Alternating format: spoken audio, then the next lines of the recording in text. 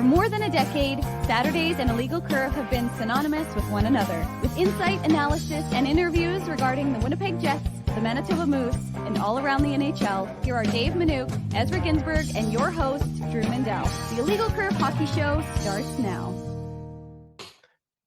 Well, can you tell that we're in summer mode, folks? I'm in the studio. Ezzy's in his studio, aka Dave's living room, and Dave is somewhere. I'm in the Interlake. Just say he's in the Interlake. Okay, yeah, right. You just are like it's just like you are very like you're just engulfed by a shadow. Is what it looks like. You're in the shadow realm. I don't know what that means, but you just sort of engulfed there. You can't even read what your hat says. You just sort of like are like. You know who you are? You're Michael Russo when he came on Kenny and Rennie after the controversy with regard to the Jets. You're just like the black. You won't turn your camera on. That's what you are. This I'm illuminating myself with my phone now. Yeah, no, I was gonna say you can tell Dave's not at home because of how well made the bed is behind him. Oh yeah, look, there's curtains. There's curtains. There's a curtain rod. Yeah. Dave doesn't have that many pillows on his bed. No. Is that 4 pillows? Dave has no idea what a throw pillow is even. I'm from the North End, folks. I'm lucky to have one pillow. Exactly, and it's just filled with rocks. Is what it's filled with. I was in your neck of the woods recently at Salisbury House on Leela. That is I know Gary M will appreciate that. That's good. I appreciate and for the record, and see that is, as people would know, that is a good tell that this is not my house, because if this was my house, those curtains would be temporary curtains from Home Depot that I bought for $5 and would still be up many, many years later. That's exactly it. Those I'll tell you what though, like, kudos to the good folks at Home Depot, because those cheap replacement drapes, curtains, blinds, I believe, have lasted you a good long time. So they haven't been opened or closed in the entirety. No, that's not true. I roll. You roll up, I roll down. Yeah. In that case, I apologize for that, but that nonsense out of the way and everything else. Good morning, everybody. Good morning, Winnipeg. Good morning, Interlake. Good morning, Dave's house. Good morning, universe. And welcome to the Illegal Curve Hockey Show season finale edition. This is it. There you go. Switch those camera placements. Matt Hyman is right. I should be in the top right, as he should be in the bottom. That's right. That's how it has to be. Season finale. We're going to be done after today until September the 7th, but don't worry. Everything is still going to be updated online, illegalcurve.com. And if something were to warrant, we would, of course, pop up as necessary. And that's where I want to start with you guys tonight. Is that, or today, as the case may be, is that multiple It's okay, Drew. Dave's throwing you off with his... It's as dark as it could possibly be. Whatever romantic getaway he's on right now. Number of times this week alone, people have come up to me and they've said, Padre Drew, Father Drew, Master Drew, Sensei Drew. Mm-hmm. Tell me. Sherpa Drew. Thank you. Yes. Tell me, are the Jets done? Is there more for this Jets offseason? There's got to be more. And I sit them down and I say, my child, I'm not sure if that's the case or not. It does seem like there should be at least one more move to start before the 24-25 season begins. And they take some comfort in that, and then I bless them a little bit and they move on their separate ways, of course. What am I listening to? My question to you guys is a similar one. If you were put in that same situation where people are looking upon you for guidance and for wisdom and for the spirit of the soul, do you believe that there's more to this Winnipeg Jets offseason yet to come? Or is this, by and large, going to be the team that moves forward to start the 24-25 season? Well, Drew, you're talking about spirit of the soul. Anybody who's listened to Illegal Curve the last 15 years knows that we're soulless. So I'm not sure how many people are coming up to us for guidance, but when it comes to the Jets, yes, I think people are definitely coming to us for a little bit of chatter, a little bit of optimism, right? I don't know, guys, if there's going to be that many more moves. And I just want to say one thing too, get into it quickly, because one of the big, it wasn't a big newsy week for the Jets, but Dylan Coghlan signing the contract. That's an interesting signing to me, and I know that Dave particularly was all over it. Because the Jets didn't make it official until, if you remember, the Jets still had to sign him, right? They acquired him. They acquired him for the nothing, and then they had to sign future considerations. Right. And so he's an interesting guy. And if you remember, and I had to go back and check this, but if you guys remember, his first year in Vegas, he scored a hat trick. He scored his first ever NHL goal. I think it was in his 12th game. And he scored his first NHL goal and then scored a hat trick and then didn't score again for the rest of the year. I think he played like 26 games or something. But he's a guy that, played in the Dub with Tri-City, and he was undrafted, but like he was a good player. He put up 50, 60 points in the WHL, and that's nothing to minimize for a defenseman, right? So Dylan Coghlan, he's a guy who he was good enough to play 50, 60 games in the Vegas organization, play a little bit in Carolina, and as you know, Dave, he had a good year for Springfield last year, right?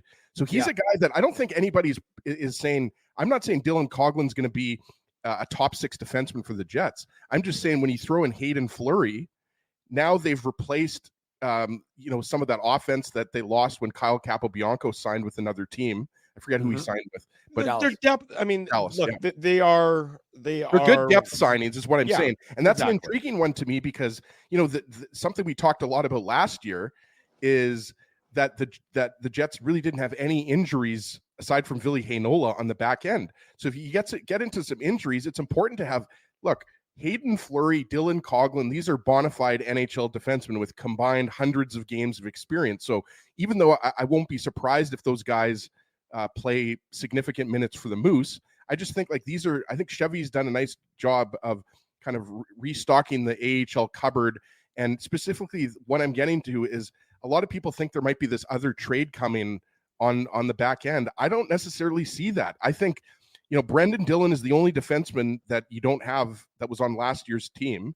And Dylan Samberg replaces him on the second pair. And then the way I look at it, it's between Ville Heinola and Logan Stanley for that third pairing left side spot. And we all would give the advantage to Heinola. So then Logan Stanley is your 7th defenseman.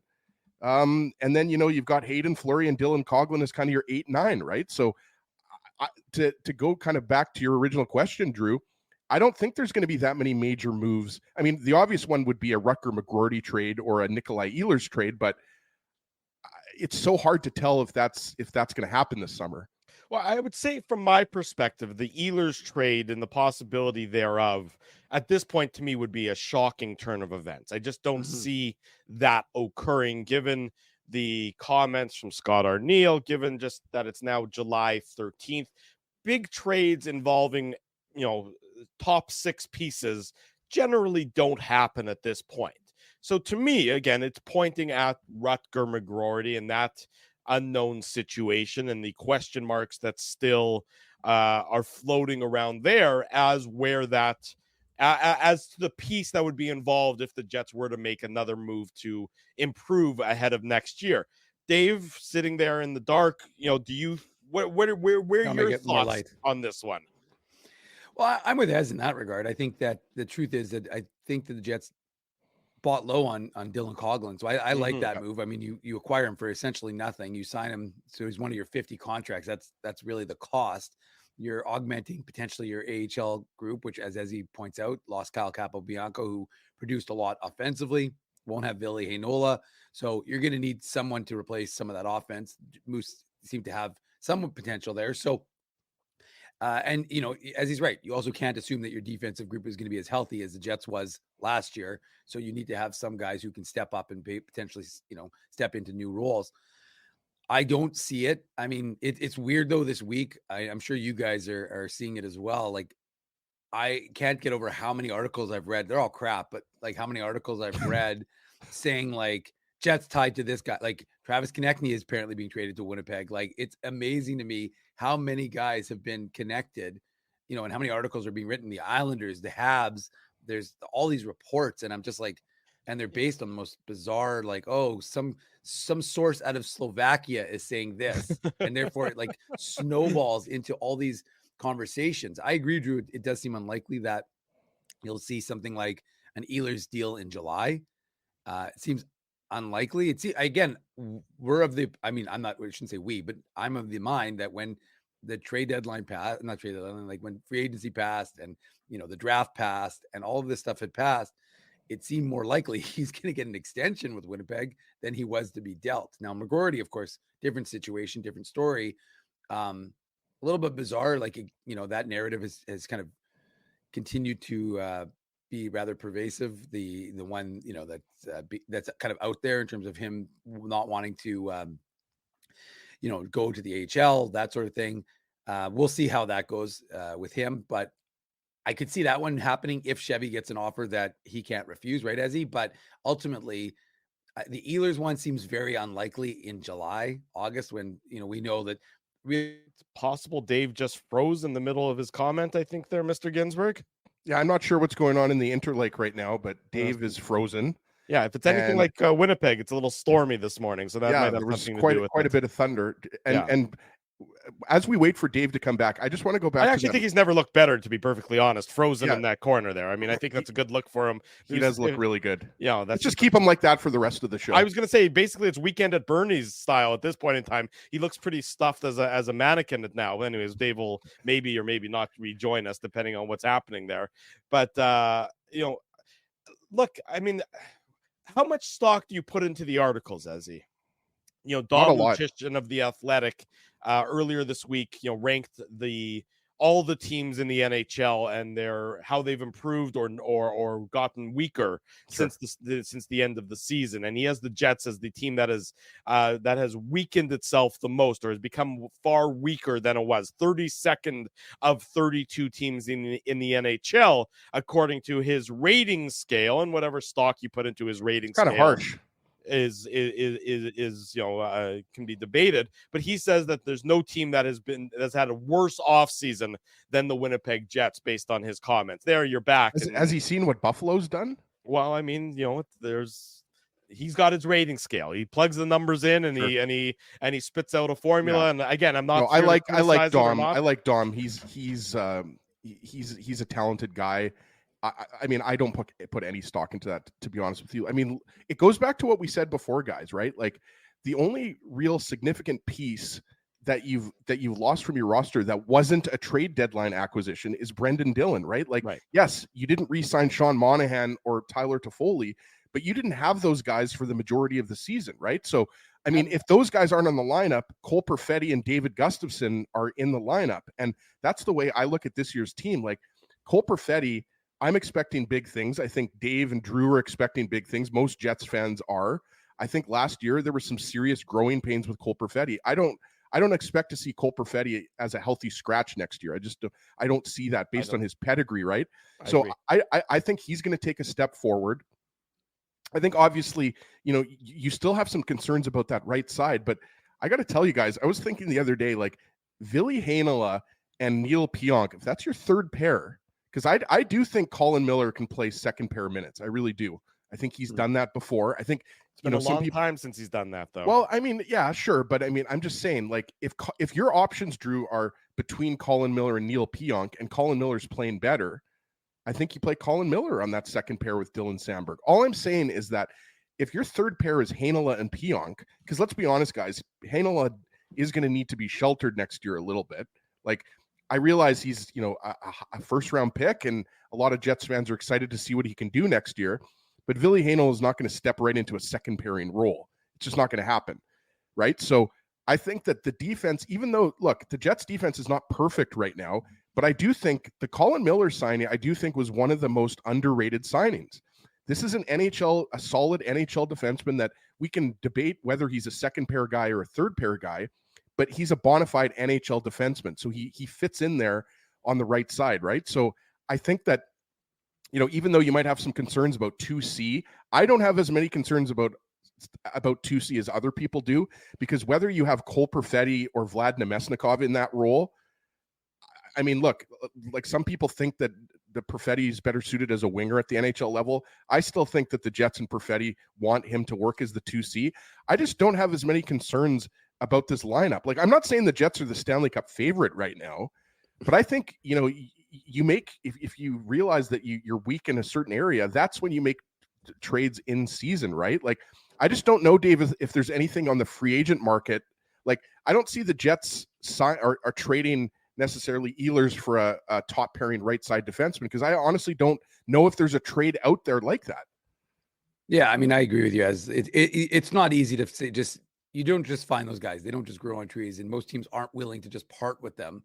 And it seems like, again, we talk about overvaluing, undervaluing, but are folks going to give you a top pairing right side defenseman for Nikolai Ehlers? Now, maybe you're doing it for Ehlers and McGroarty, but then you of course have some weakness in terms of your top six, unless you think you can maybe move Brad Lambert. Well, into that's that role. just it, Dave. I think it's obvious to everyone that trading from a position of strength to address a position of weakness on the right side, Ehlers for right side defenseman, like we always go back to the Ryan Johansson for Seth Jones, that type of trade, right? That was going way back. Obviously, that didn't work out for either player because both of those players have had a pretty steep decline in their careers, right? Yeah. But I mean, at least Jones got paid in Chicago, right? So can't fault him for that. Yeah, but Johansson got paid too, just bounced around. Johansson got paid, just not as much. Yeah. But I think that's what I'm looking at, Dave. Like, you take Ehlers out of your top six and bring in a right side defenseman. Now your top six, then I'm concerned because you've lost now your most impactful player at even strength. You've lost your fastest player, a guy that can score 30 goals, 60 points or more, right? Mm-hmm. So that's why I think the roster as it's constructed is definitely a playoff roster.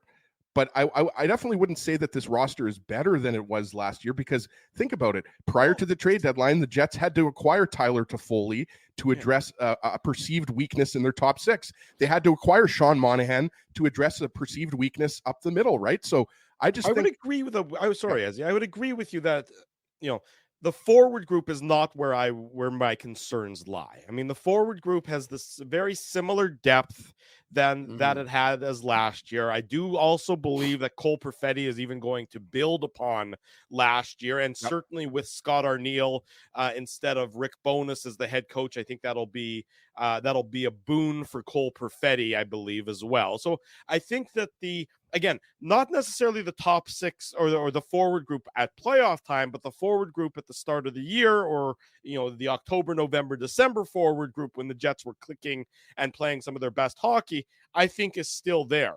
I'm just wondering if we're maybe underestimating the impact of the changes on the back end. The loss of a Brendan Dillon, where everyone, and I think it's an educated bet. I don't think it's a blind dart throw, hope and pray, that Dylan Samberg can step up and vaguely emulate Brendan Dillon. But, if it's a steeper learning curve than we're anticipating, or if Ville Heinola / Logan Stanley can't step up and seize that job, or things of that nature, if there still continues to be struggles, if the Jets defense isn't ready to go like they were last year, and if they're not healthy like they were last year, I wonder if that's not going to cause a steep drop for the Winnipeg Jets forward group. That seems like it's going to be fine based on the talent that is obvious. The defense, I'm wondering if we're not putting enough stock in the jump up for Dylan Samberg from relatively sheltered third pair to top 4 minutes, Dave. No, I don't think there's any question. I think that to me is 100% the biggest concern with the Jets is the defense and what your group is going to do. But at a certain point, you have to have faith that you've developed these guys and they're ready to take on that role. We've often said that Dylan Samberg is going to be a top four guy in this on the left side. So this is his chance. I mean, he's a big guy. He's not Brendan Dillon, but we think that he could become that eventually. And you have to give those guys that growth opportunity. So, I mean, you pair him with, I've said this for a long time. If you were able to acquire that right side guy, and then you have Dylan DeMello paired with Dylan Samberg, I think you're talking a really good pairing. We'll see. I mean, I'm with Ez. Colin Miller, I think is a sneaky good signing by the Jets. Yeah, I think he's going to be. I think he's really good on your third pairing, obviously, and we'll see if they in necessity pushes him into that second pairing role. But yeah, you definitely have an absence. You definitely have a more of a weakness. And I mean, look, Ville Heinola, one of the things that we talk about in terms of the puck, he's getting the puck out of the zone. Well, Ville Heinola, we know can do that. He's got a good first pass. He can skate the puck out of there. And so that's one of the things that the Jets sometimes were lacking a little bit, right? So yes, absolutely. We know the goaltending is going to be the same roughly. We know that I still think Pionk will get the way the roster is constructed, Dave, I still think Yeah. Pionk gets top 4 minutes, by the way. No, I agree. I No, think no, Scott Arniel probably, his thinking is, I'm putting the veteran Neil. Well, I mean, it's funny because Sandberg's 25 now, right? So like, I know. I don't know if we're calling him a veteran anymore, but he's let's say younger veteran because Pionk is 28, I believe now, right?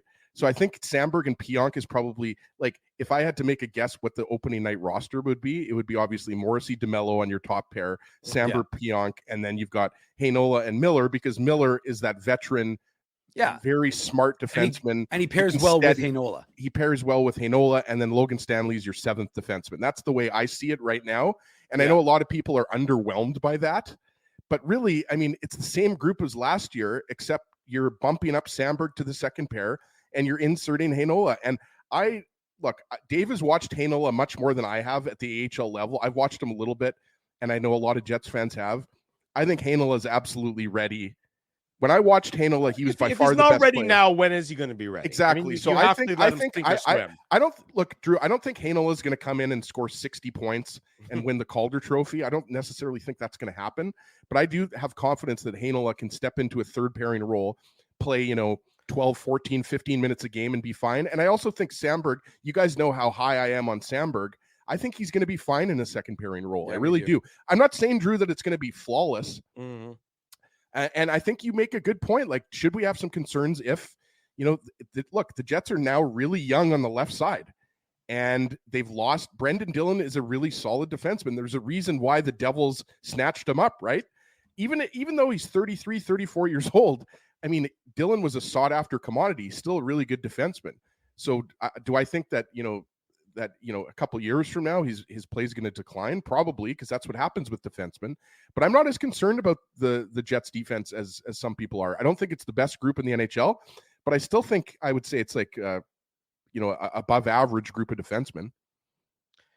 Above average is a stretch to me. I think there's so many, the number of question marks on the back end is what leaves me, is what gives me pause. It gives me pause regarding the Jets, how the Jets are going to begin the season. And we talked about this last year that, a win in October, a win in November, a win in December counts the same as it does, later on in the year. And the Jets really made bank. That's where they really did their best, their most damage was early on. Yeah. And now if they have those growing pains, in October and November, as they're trying to acclimatize some of these younger players to the NHL level, I just don't know that those growing pains might be more costly than we expect. I mean, that's where the Jets just, were at the top of the league and the top of the Western Conference. And then, of course, there was diminishing returns later on in the year, but they were already home and cool and relatively, free at that point in time when that happened.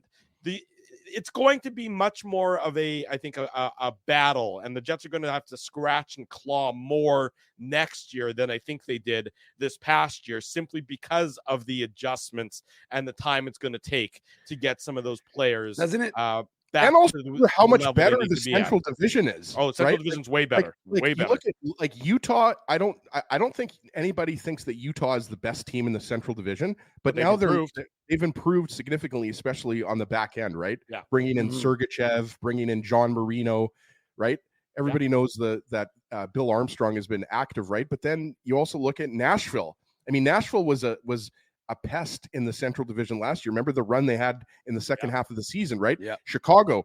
I think Chicago still stinks. Chicago's not making the playoffs, but look, they brought in Alec Martinez. They brought in TJ Brody on the back end, right? Like they brought back Teravainen. They have Teravainen. They're actually not a joke anymore. I think Lauren they're going to win more games. Nets. Yeah, Lauren Brossoit net. So I think the Tyler Jets, Bertuzzi, they have more talent on their roster. It's going to be tough for the Jets to, based on the way the Jets roster stands now, I think it's going to be tough to hit 110 points. I still think they're a 100-point team all day long. I think they make the playoffs all day long, but I just don't think that they're necessarily going to be competing for first in the Central based on the fact that they just haven't gotten that much better.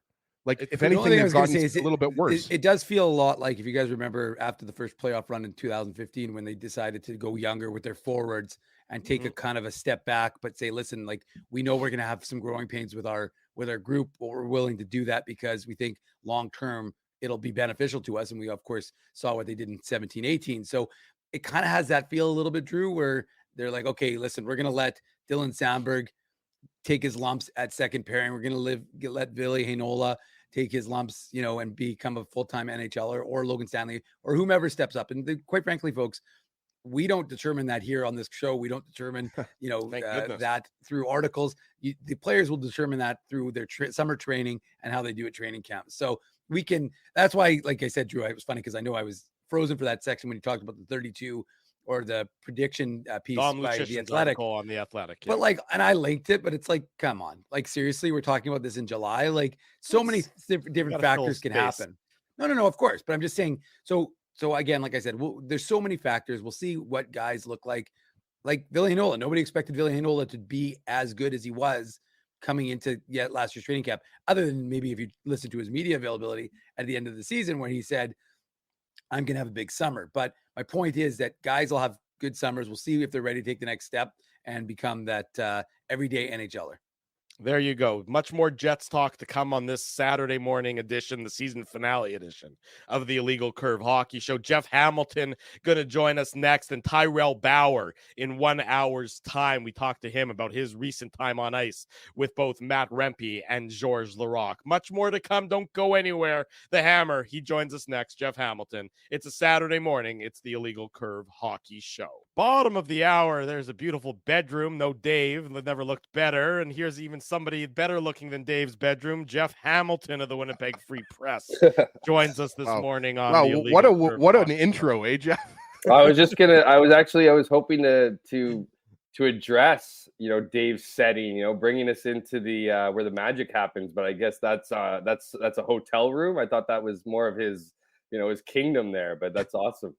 I don't think any of us ever want to imagine Dave making the magic. I think that'd be disturbing for all of us. Jeff, is there any truth to the rumor that following your article in last night's, about the Bomber game last night and today's edition of the Winnipeg Free Press, you had to jump into the cold tub along with the players just to cool down after what was such a steamy night at the old ballpark?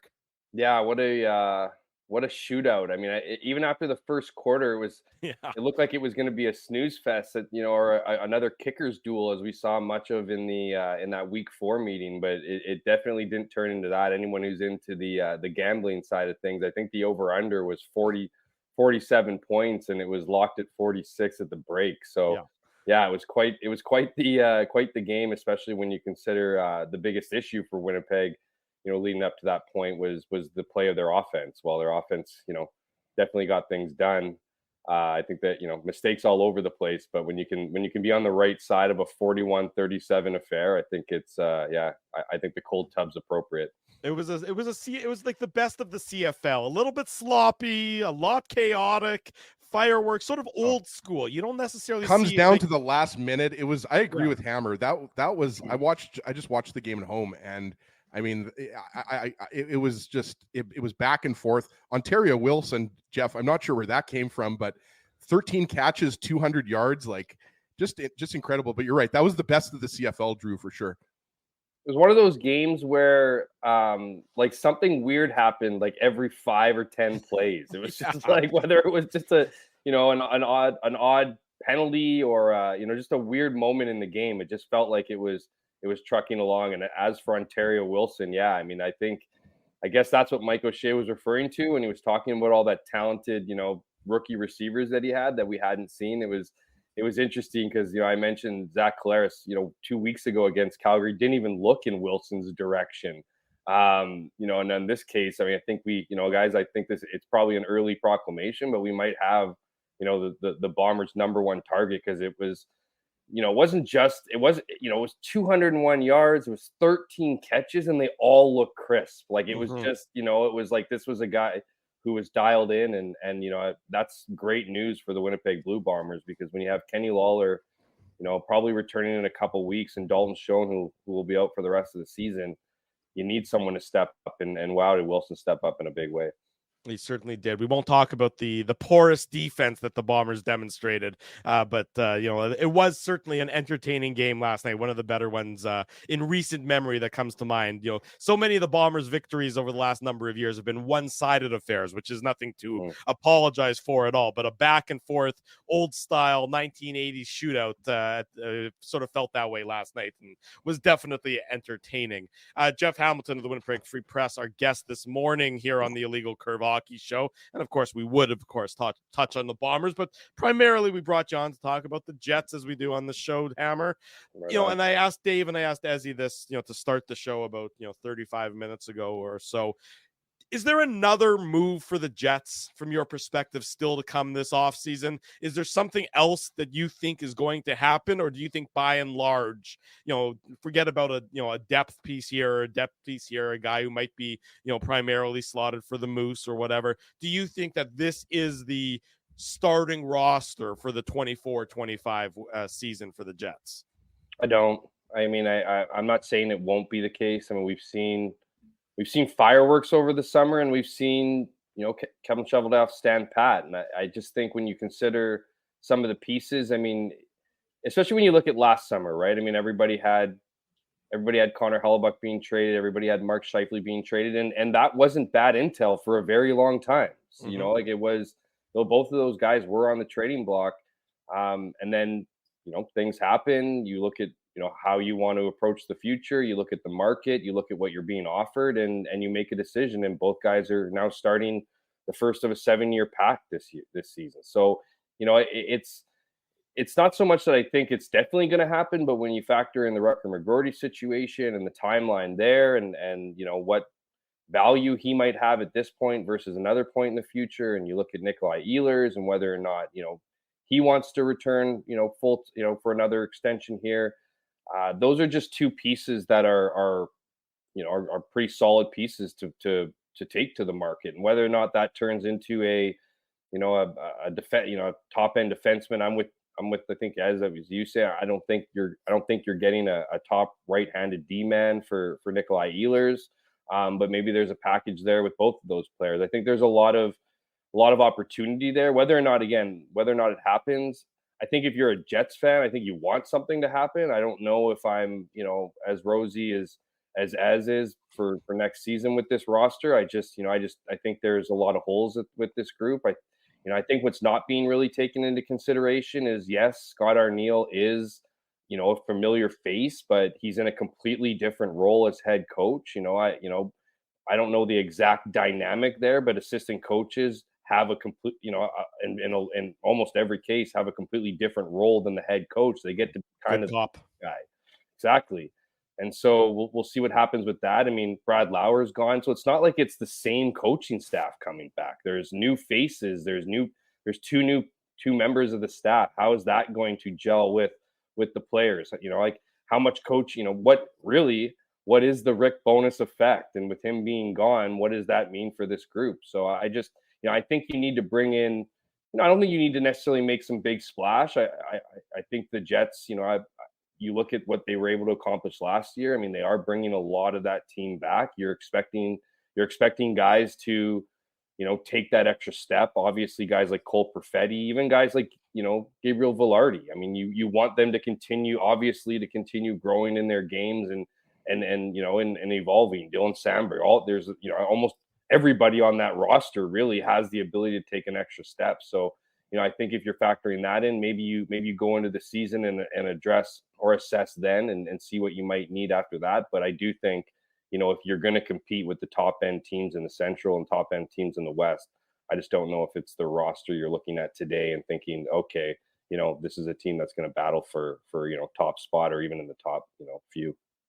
Hammer, you mentioned Perfetti there, and I think last year you would agree was an up and down year for him. I don't think anybody really necessarily expected, and I guess, our expectations should be different for younger players, but I don't think people necessarily expected Perfetti to play so well in the first, 30 or 40 games and then struggle so much in the last 40 games, right? And I wanted to ask you specifically about his contract, because last week we talked about this with Murat. I wasn't on the show, but We talked about the idea of signing Perfetti to a long-term contract. Like, what are your thoughts on that? Because I think based on how his year went last year, it would be logical to assume that the Jets are going to sign him to a short-term contract. But do you not want to kind of go the Mark Scheifele route and lock him up to an 8-year deal or a 7-year deal and maybe, save some money, at towards the end of the deal? Like, if he turns out to be a 70 to 80 point player and you can lock him up for $6 million a year, then that's why I kind of brought up the Scheifele comparison. But what are your kind of thoughts and expectations for what Perfetti's contract is going to look like? Yeah, it's an interesting question. It's one I've certainly put thought to over the last week. Is kind of Cole Perfetti's become a bit of a hot topic.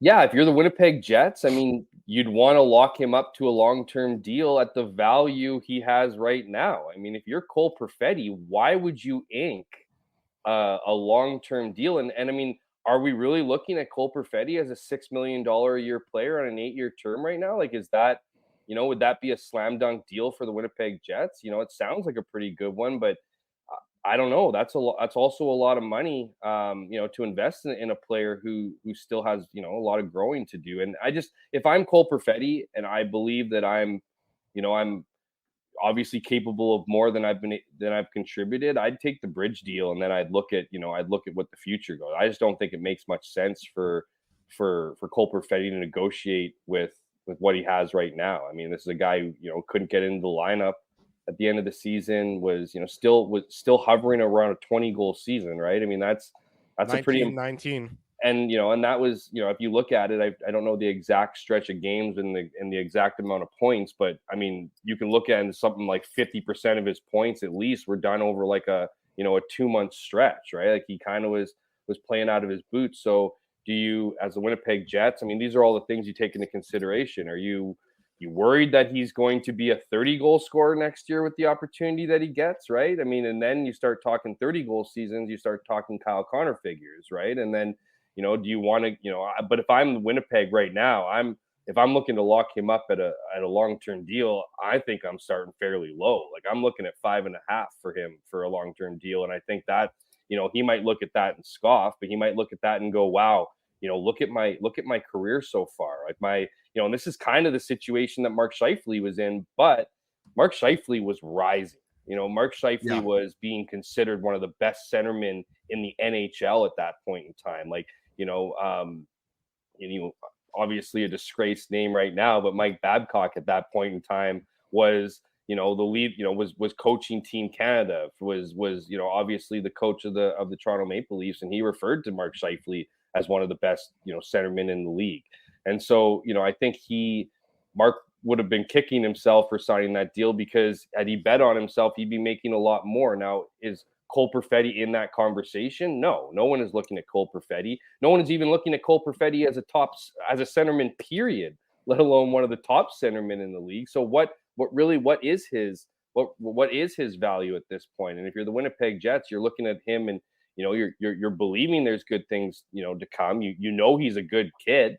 He's not bringing you any trouble off the ice and all those things. So maybe you do want to lock him up at a team-friendly price. But again, I go back to, if I'm personally Cole Perfetti, and especially when you look at the opportunity that's staring at you this season, I know it was very much the same kind of conversation going into last year, but it doesn't look, the Jets need him, even more than they needed him last year. And so if you consider all those things, and if I'm Cole Perfetti, I'm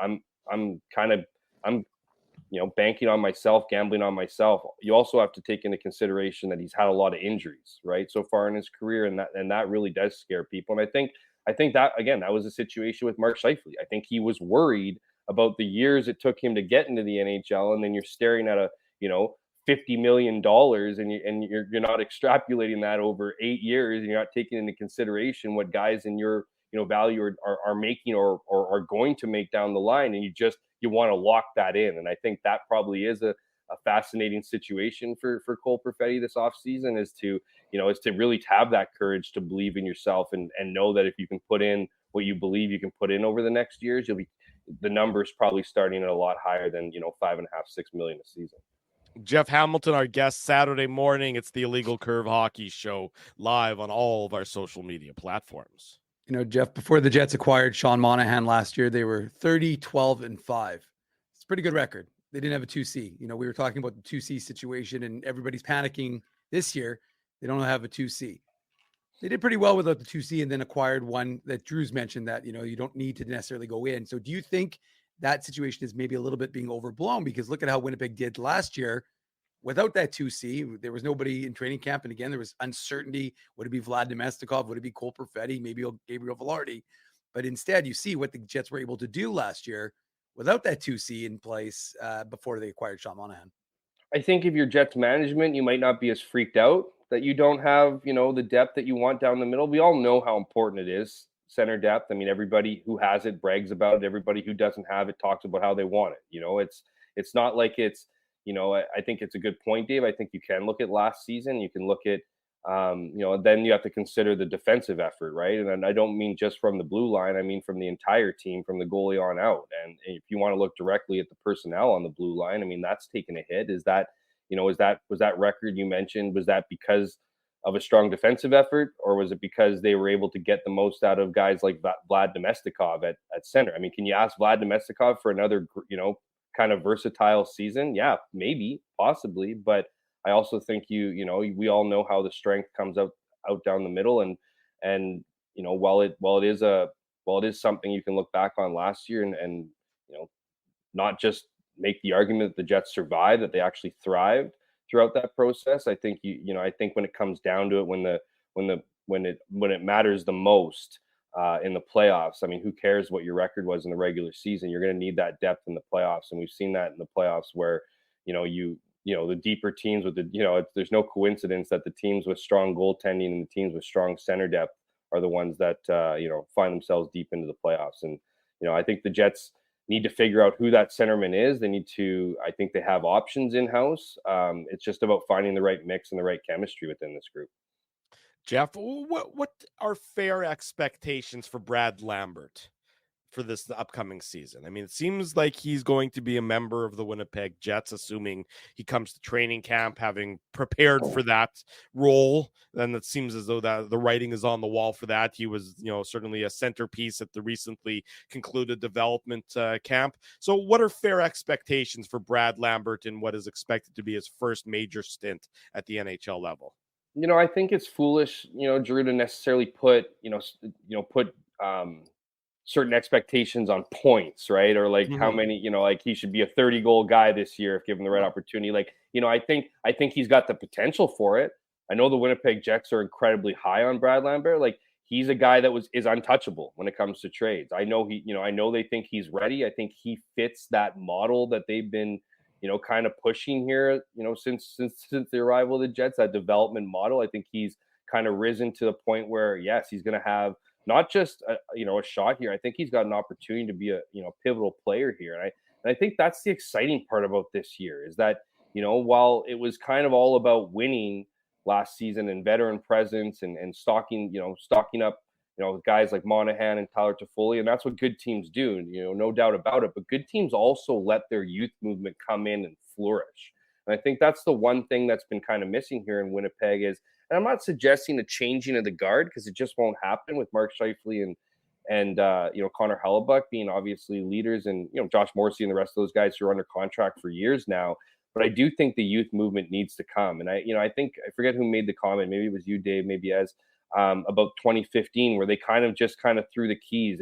It's similar to that, but with a very much, you know, talk about expectations, very different expectations. Like, now that, you know, that was the year that was throw the keys to the kids and figure out which ones could swim and which ones couldn't, and then move with those guys. In this case, it's centered around, you know, obviously quality talent, veteran players, a solid foundation of leadership. It's now allowing those guys to come into an environment and blossom. But then it was just kind of like throw shit at the wall and hopefully things worked out, and see who could survive this, see who could seize the opportunity, and then, you know, make the decisions after that and go into the next offseason and fit around guys. They have their leadership core. Now they have a group of younger players who need to come up, get opportunity, you know, in a culture and environment that we know is improved from previous years, and see what happens. And it's not, you know, like, I mean, that's kind of an exciting part of this. You want to see guys, come up, feel confident, get opportunity, and maybe that's what makes this whole Rutger McGroarty situation, kind of sad, extra sad for fans, is that kind of feels like it exists right now. And I think it's just one of those things where I just think there's, you hear this big opportunity. I think it's a massive opportunity for younger guys to come in and just impress. I think they're waiting, there's not a lot of, top, I don't want to say not a lot of top end talent, but they don't have, the Jets don't have that, Nathan McKinnon, Connor McDavid, Leon Draisaitl kind of caliber. They have guys who are talented and skilled, but I think you look at guys like Chiprikov and Brad Lambert, and I think those guys could bring some top end talent. So I think the future is bright. I think for fans, and for the organization, they want that to come sooner than later. And I think this is the year where we're really going to see an honest look at some of these guys that have been seasoned in the AHL and other places for the last few years. Hammer, you just mentioned Rutger McGroarty, and obviously that's in addition to, I guess, if you want to throw Nick Ehlers in there and the uncertainty about whether the Jets will trade him or if he could possibly sign an extension, because I agree with you. Last summer, the Scheifele-Hellebuck signings came out of nowhere. And I'm not leaving it off the table that Ehlers is going to sign a contract extension. I realize that there was a lot of talk at the end of the season that he wasn't happy and that he didn't want to sign an extension. That was reported by several of the insiders. But just going back to McGroarty, Dave mentioned this, and I'm not sure how this happened, but in the office yesterday, people were talking about this, potential McGroarty trade with Montreal, and just to mention who it was Filip Mesar, who's Slovakian, and I apologize if I'm mispronouncing his last name, but the Habs took Slafkovsky first overall, but Mesar was their second first-round pick back in 22, the same year McGroarty was drafted, by the way. And so the trade, I don't know if you saw it, Hammer, but It was Mesar and a first-round pick, and I think a defenseman, Jordan Harris or someone else for McGroarty. I'm not sure if there was anything coming back, something else coming. I think it was Justin Barron, as he was the other defenseman. Sorry, Justin Barron. Yeah, obviously brother of Morgan Barron, right? So thanks for adding that, Dave. And I believe Justin Barron was a first-round pick too, Dave, if I'm not mistaken, right? So, I mean, that seems like a pretty good haul for Rutger McGroarty. But I guess, based on some of the reporting that your colleagues, Mike McIntyre and Ken Wiebe, have done about McGroarty and some of the trades that, have been linked to the Jets, I'm not going to ask you whether you think McGroarty is going to be traded in the next week or two, Jeff, because I don't think anybody knows that. But I guess, what is your kind of take on this? Do you think it's more likely that McGroarty's traded in the offseason, or do you think it's more likely that he's traded a year from now? Because it seems like everybody wants that trade. A lot of Jets fans want a trade to happen, but it's unclear to me if this is just all noise, or, if there was really a couple trades on the table at the draft, and, teams were scared off because of McGroarty's kind of, I guess, insistence that he gets to basically call his own shots, right? Yeah, I think we've reached the stage, guys. We can call the Rutger McGroarty situation a soap opera. I honestly do. I think it's taken on a little bit of a life of its own. I think at first it was, the Jets suck, their development system sucks. Why isn't as if they, they're not top end quality for a guy like Rutger McGroarty, and now it's Rutger McGroarty's a red flag. He wants to call his shots, and he's just no teams want him because he's, whatever. I think this has the potential to get even crazier before it gets figured out. I mean, you're hearing rumblings about kind of his future and whether, Michigan, if he is going to go back to Michigan, whether there is a potential for the Winnipeg Jets to reconcile with them. It's just an odd situation. And whether or not, I think when it comes to a trade, I think the ideal time for a trade would have been at the draft, and it would, that was kind of, you would have been able to figure these, get this thing off your plate, get it away from you. Because I think it's one of two things. You either wanted to get, figure it out, get a good trade, get good value back so people aren't talking about it, or try to find some way to reconcile, right? Because we know the Jets care about optics. We know Jets care that, this is a guy that they viewed as someone who could be not just, a contributing player, but potentially a leader, maybe even a captain of this team, right? That was the narrative coming out of development camp last season after, Rutgers, great year with Michigan and of course the U.S. development camp and whatnot. But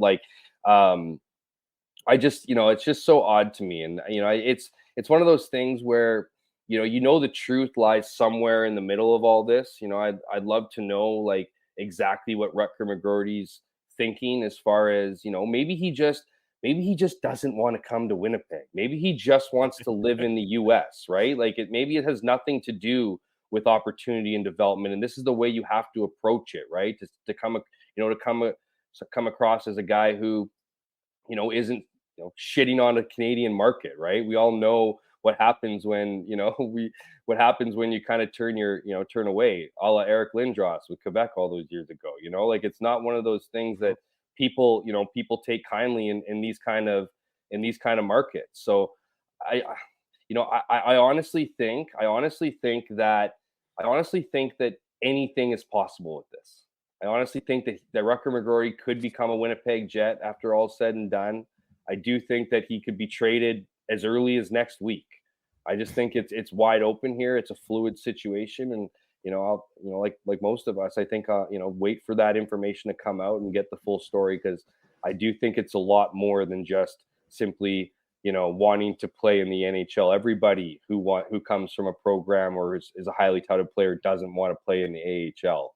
I think it's a little bit more than maybe a whiny kid wanting to call his shots, and I think we'll find out more as time moves on. Jeff, are there any players that are currently on this Jets roster that you think, hey, maybe we heard a lot from Josh Morrissey talk about guys who need to get 5% better, and we know that everybody wants to get bigger, faster, stronger over the summer. I've never heard that before, but in your eyes, do you see anybody like I don't want to volunteer, guys. I'm going to give you the opportunity to do it, but someone like Morgan Barron in my mind, maybe is he ready to take a step up, or is there anybody else from you that you're looking at and saying, not the obvious ones like the Brad Lamberts, but someone who could who's on the roster and is ready to take their game maybe to that next level for more opportunity? I definitely think you have to ask more, obviously, from Cole Perfetti. I think that's the easy, obvious one for sure. I just, just given the fact that he couldn't, crack the lineup late in the year, I think you're definitely looking for more from him.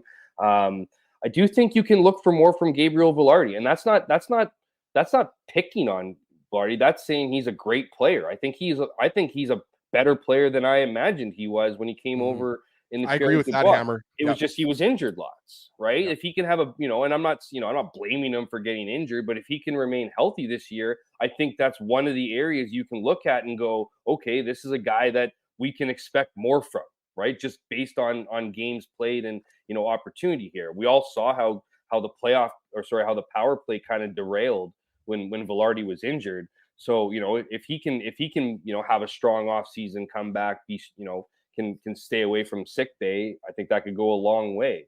I think you can, of course, you're going to have to ask for a lot more from your defense. Just the way that it's, whether you can expect it, we'll see, but you certainly have to ask for it if you're not planning on adding any more. Colin Miller, a guy who the Jets picked up, who I think a lot of people saw, his experience with the Vegas Golden Knights and thought he could bring something to the table. Well, we never really saw Colin Miller. And when we did see him in the playoffs, he did, in that brief kind of one game I think he played, he actually played pretty decently. I think people looked at it why wasn't he on the roster, for the last few games? And so you can definitely expect more from him, right? And a guy like Ville Heinola, he's not a wild card, because I think there's, wild card assumes that maybe, it's a little bit riskier than it is, but I think he might be one of the X factors this year. Is he ready to take this opportunity? We all know he was ready and was going to, crack the roster out of camp last year before he got injured. You can certainly expect more from him, even though you don't have a bar to expect more from, because you didn't see anything from him last year. But of course, Dylan Samberg, that's a guy who is continuing to get opportunity. I know you guys were kind of mentioning, a guy like Brendan Dillon and filling kind of those shoes. Well, Brendan Dillon was an undrafted NHLer. That's not the case with Dylan Samberg. So I think you can expect, him to take his game to the next level. And it's kind of crazy to say it, but you kind of need to lean on more guys. I think you need to ask even more from Josh Morrissey. And, and I think, and what I think is interesting, and I mentioned this I kind of got crucified a little bit from fans or whatever, but it's so weird to me that you go out and you have to sign Dylan DeMello to what I consider to be significant money and significant term. because he's a good player with Josh Morrissey. It wasn't that long ago that Dustin Byfuglien occupied that spot, and he was bringing guys along. He was bringing, it would put him on his side, and you would make that guy better, and he would become a better defenseman, and then you could Give move me him, the kid. Exactly. Give me the kid, right? Like, why aren't we giving Josh Morrissey the kid? Like if Josh Morrissey's going to be, who is the kid though? There is no kid on the right side. Sal Monson eventually. Sal Monson for sure eventually, but like I just mean in general, like it's just like.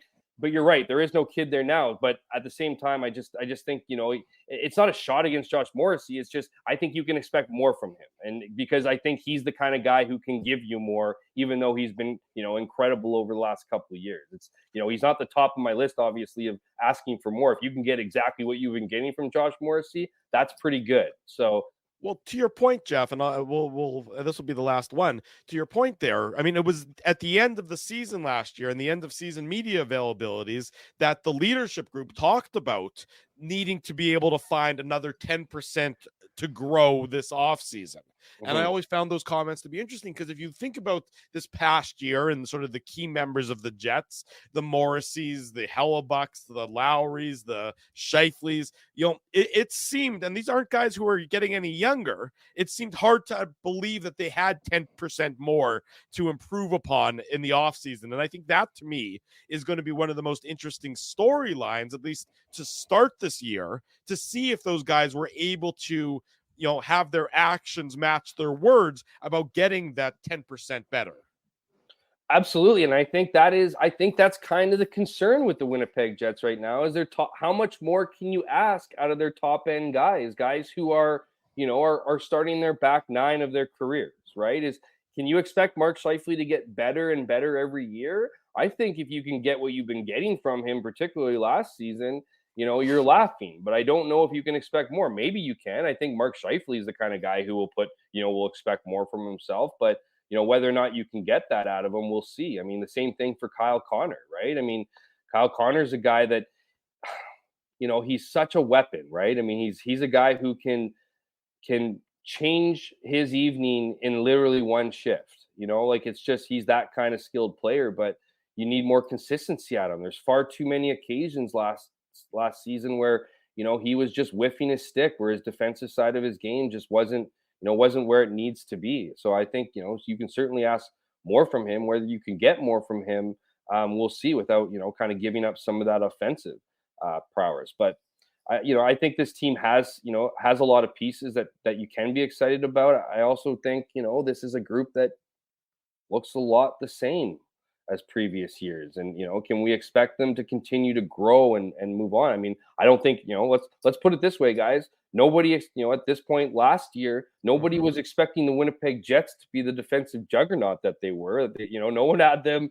I don't think anybody would have had them in their top 20 for the Jennings Trophy, and certainly got a lot out of Connor Hellebuck. So I think again, there's a lot. Like, can you match that? Like, is regression on its way? Like, it feels like regression would be naturally on its way with all these moving pieces, whether it be through the coaching staff or on the roster. How is that going to play? Like, can you expect? I think that's the number one question that the Jets management is asking themselves is what can you expect to return from last season? Like, what can you expect? And if you think you can get a lot of what you got out of them last year, then you can play that role of, very much like you did last year, the underdog kind of chip on the shoulder, play from the blue line out, and then add pieces as the season moves on. But I do think that if you really want to be in that fight all season long, there probably is one or two moves to be made still for this roster.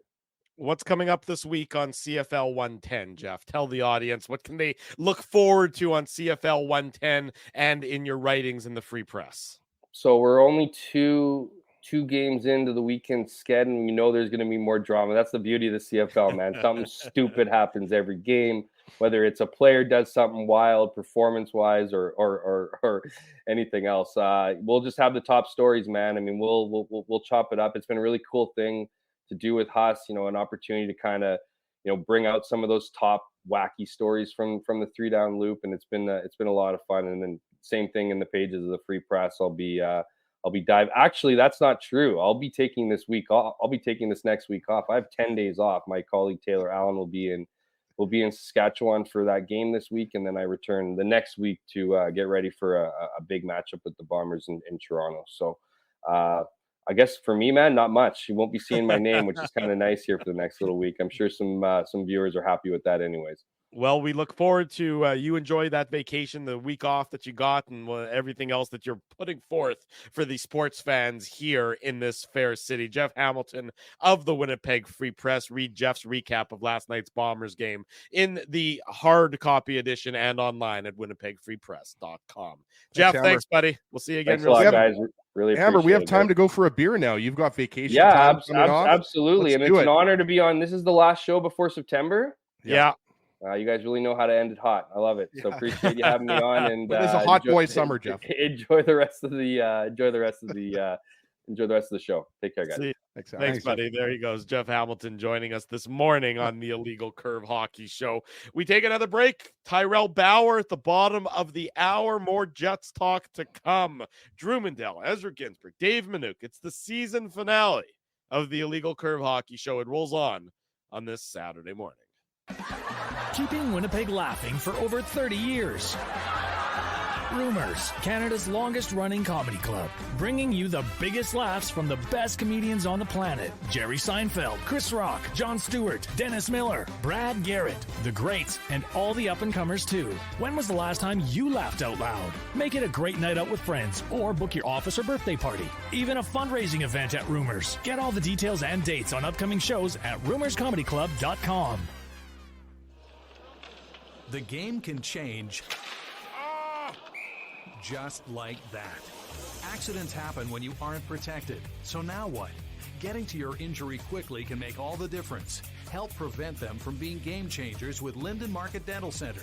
Bonding, crowns, bridges, and dental implants. State-of-the-art treatments are available to help you get back in the game. To learn more, visit lindenmarketdentalcenter.com. Creating smiles for life. It's all over, folks, and the run has come to an end.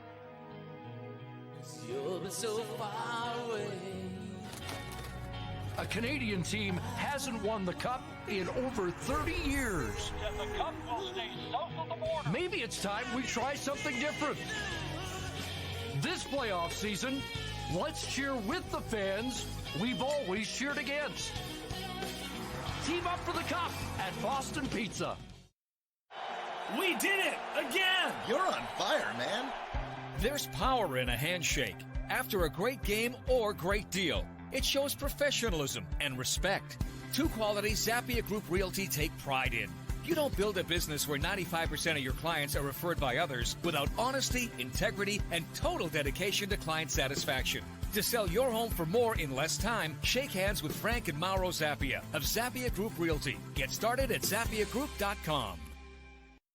Big thanks to Jeff Hamilton for joining us this morning on the Illegal Curve Hockey Show. We're back, hour number Dave, 2 you of okay the there? program. Yeah, why? I know there's a lot of you hear a lot of chair moving there. I'm not sure where. Like, I don't know. I don't know what happens at that romantic getaway. So I'm not sure what other rooms there are. If there's themed rooms or what's happening. What do you mean? We're just in the Interlake. What's the big deal?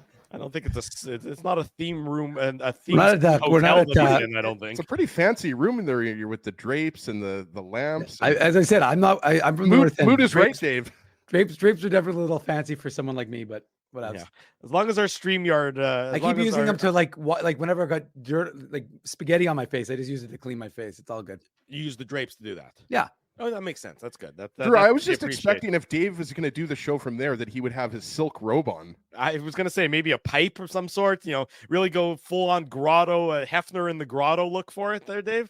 You know, that could be something you might want to incorporate for next There's time. a you do the show. There is a sauna. Wow. Interesting. Someone's Wow. doing well. Yeah, I was gonna say somebody's got sauna money. I don't Next have thing you're going to sauna say that money. you have a mini fridge.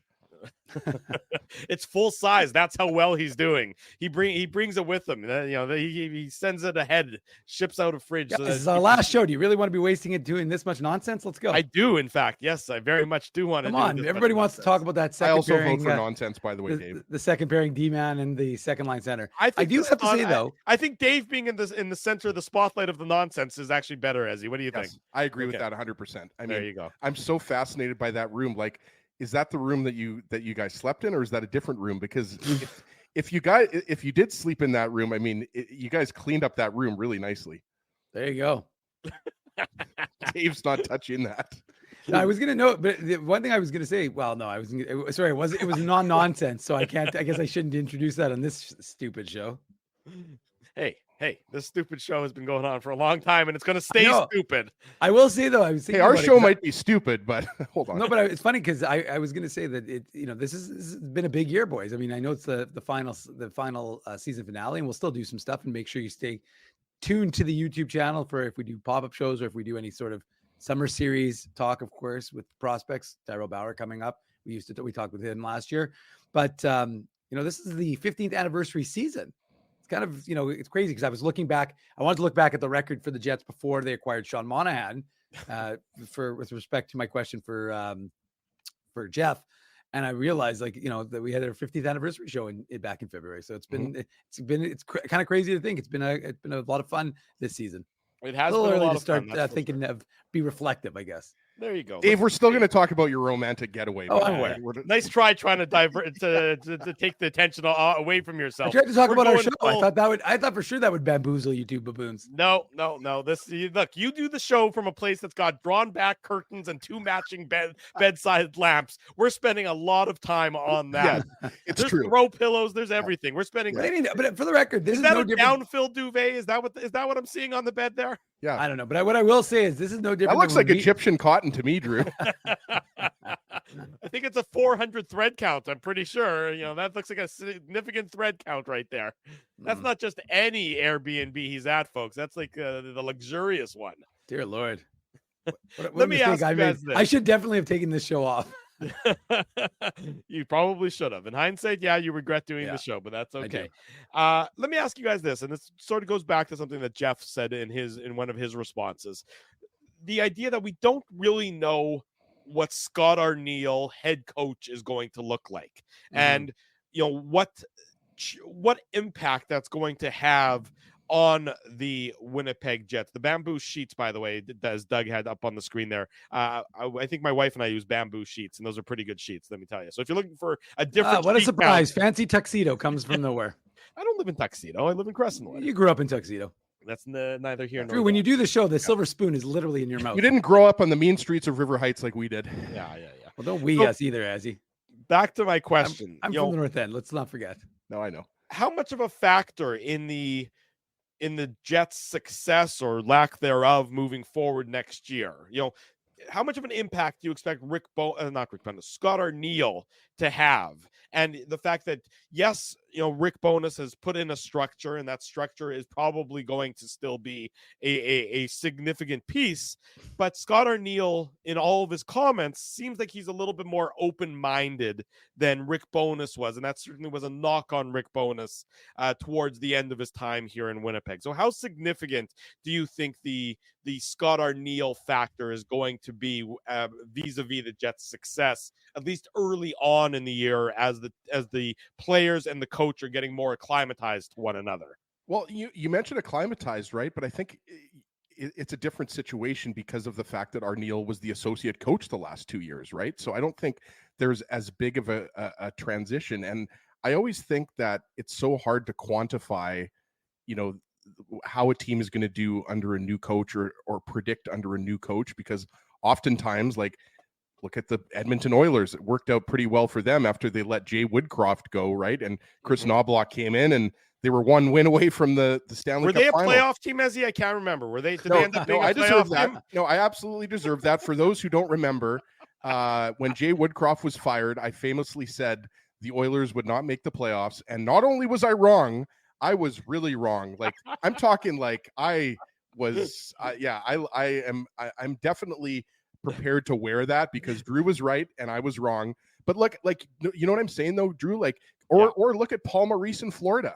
Sure. Right? Like, look, they go to the Stanley Cup finals both years in his first 2 years behind the bench of the Panthers. So like the new head coach bump is real. Now, look, at the end of the day, next year, Dave and Drew, like, the Jets are going to be the expectation is for the Jets to go deeper into the playoffs. So regardless of what happens during the regular season, if the Jets aren't able to get past the first round or past the second round, because obviously this team with players like Scheifele and Hellebuck, Connor, Morrissey, I mean, this team thinks they can go deep into the playoffs, right? They look at a team like Edmonton, for example, and that's not a defensive juggernaut there in Edmonton. They happen to have the two best players in the world. But what I'm saying is I think that the transition for Arniel is not as big of a concern for me as it is integrating some of the younger players into newer roles.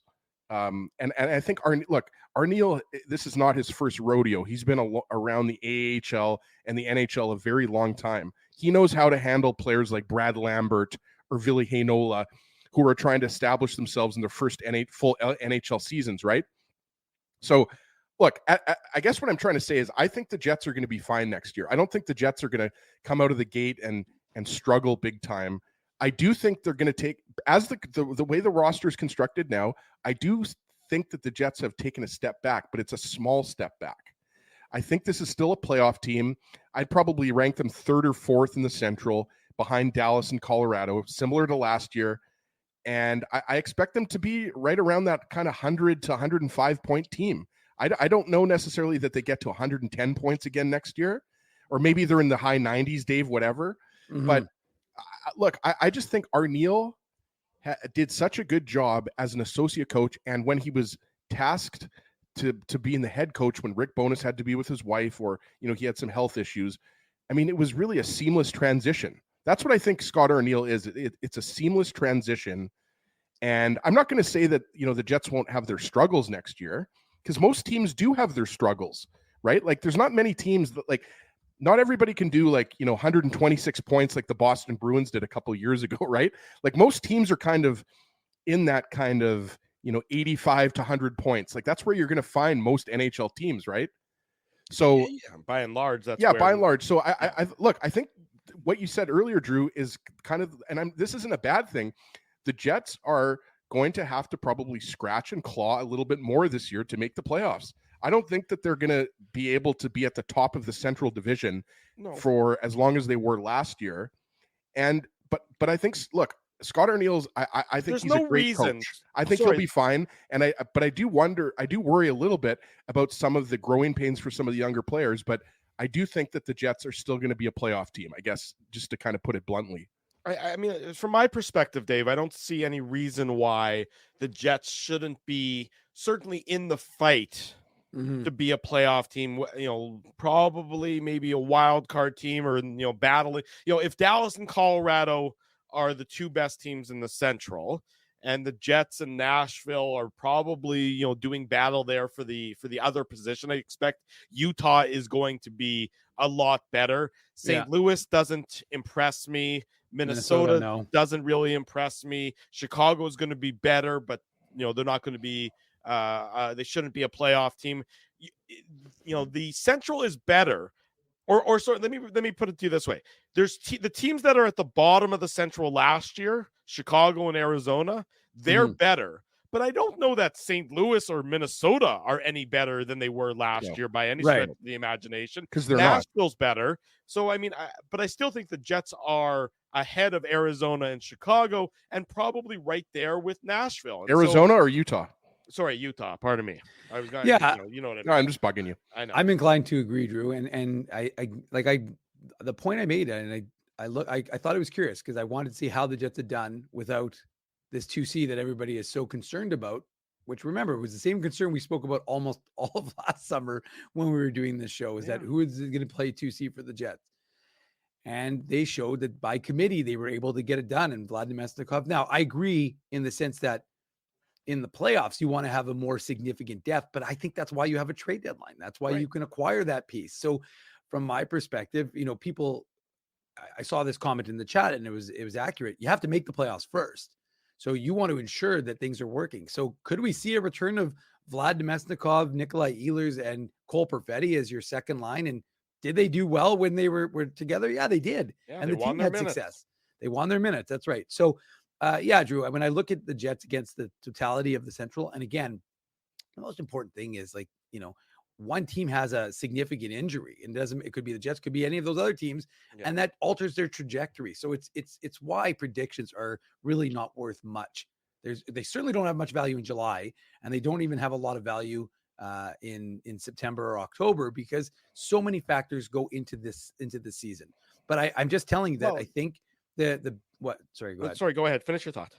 No, I'm just saying that, like, if we're looking at the Jets against the Central, which we, generally do because that's the teams they play, then I think that, yeah, you're right. Colorado and Dallas still look like they're the class of the Central. I think the Jets have taken, we're going to see if they'll take a step back, or if they collectively can do things the way they were able to previously. I mean, let's be realistic, whether it's Kaapo Kähkönen or Eric Comrie, I think either one is, I mean, look, Kaapo Kähkönen's numbers were good when he played in front of a good team. They were actually they weren't terrible guys when he played for the Sharks, who were an atrocious team. I mean, folks in Winnipeg remember when he played and when he made like 46 saves against the Jets or something like that. So I think if you look at his numbers when he played for the Devils, who are a better defensive team than San Jose, he had decent numbers, I think, in like 6 games or something like that. So Kähkönen's not a bad goaltender. It's just he hasn't played in very good systems. So we'll see. And you're right. Arniel and his new coaching staff are definitely going to be an X factor, I think. And I agree with that in the sense that it is a pretty seamless transition. He knows the systems, but you hope that from his point of view, what he's going to do is he's going to evolve. And Rick Bowness had his tendencies, right? When the games got tough, he tended to not use Cole Perfetti in minutes and not use Nikolai Ehlers in the third period. You hope that Scott Arniel is going to give those guys those opportunities, those kind of hone them by fire, if you will, and give them a chance to kind of, because if you're not going to give it to them in the third period of, regular season games, which obviously are critical to win, it's going to be hard to get those guys to have impact in the playoffs when almost every minute of every game is important.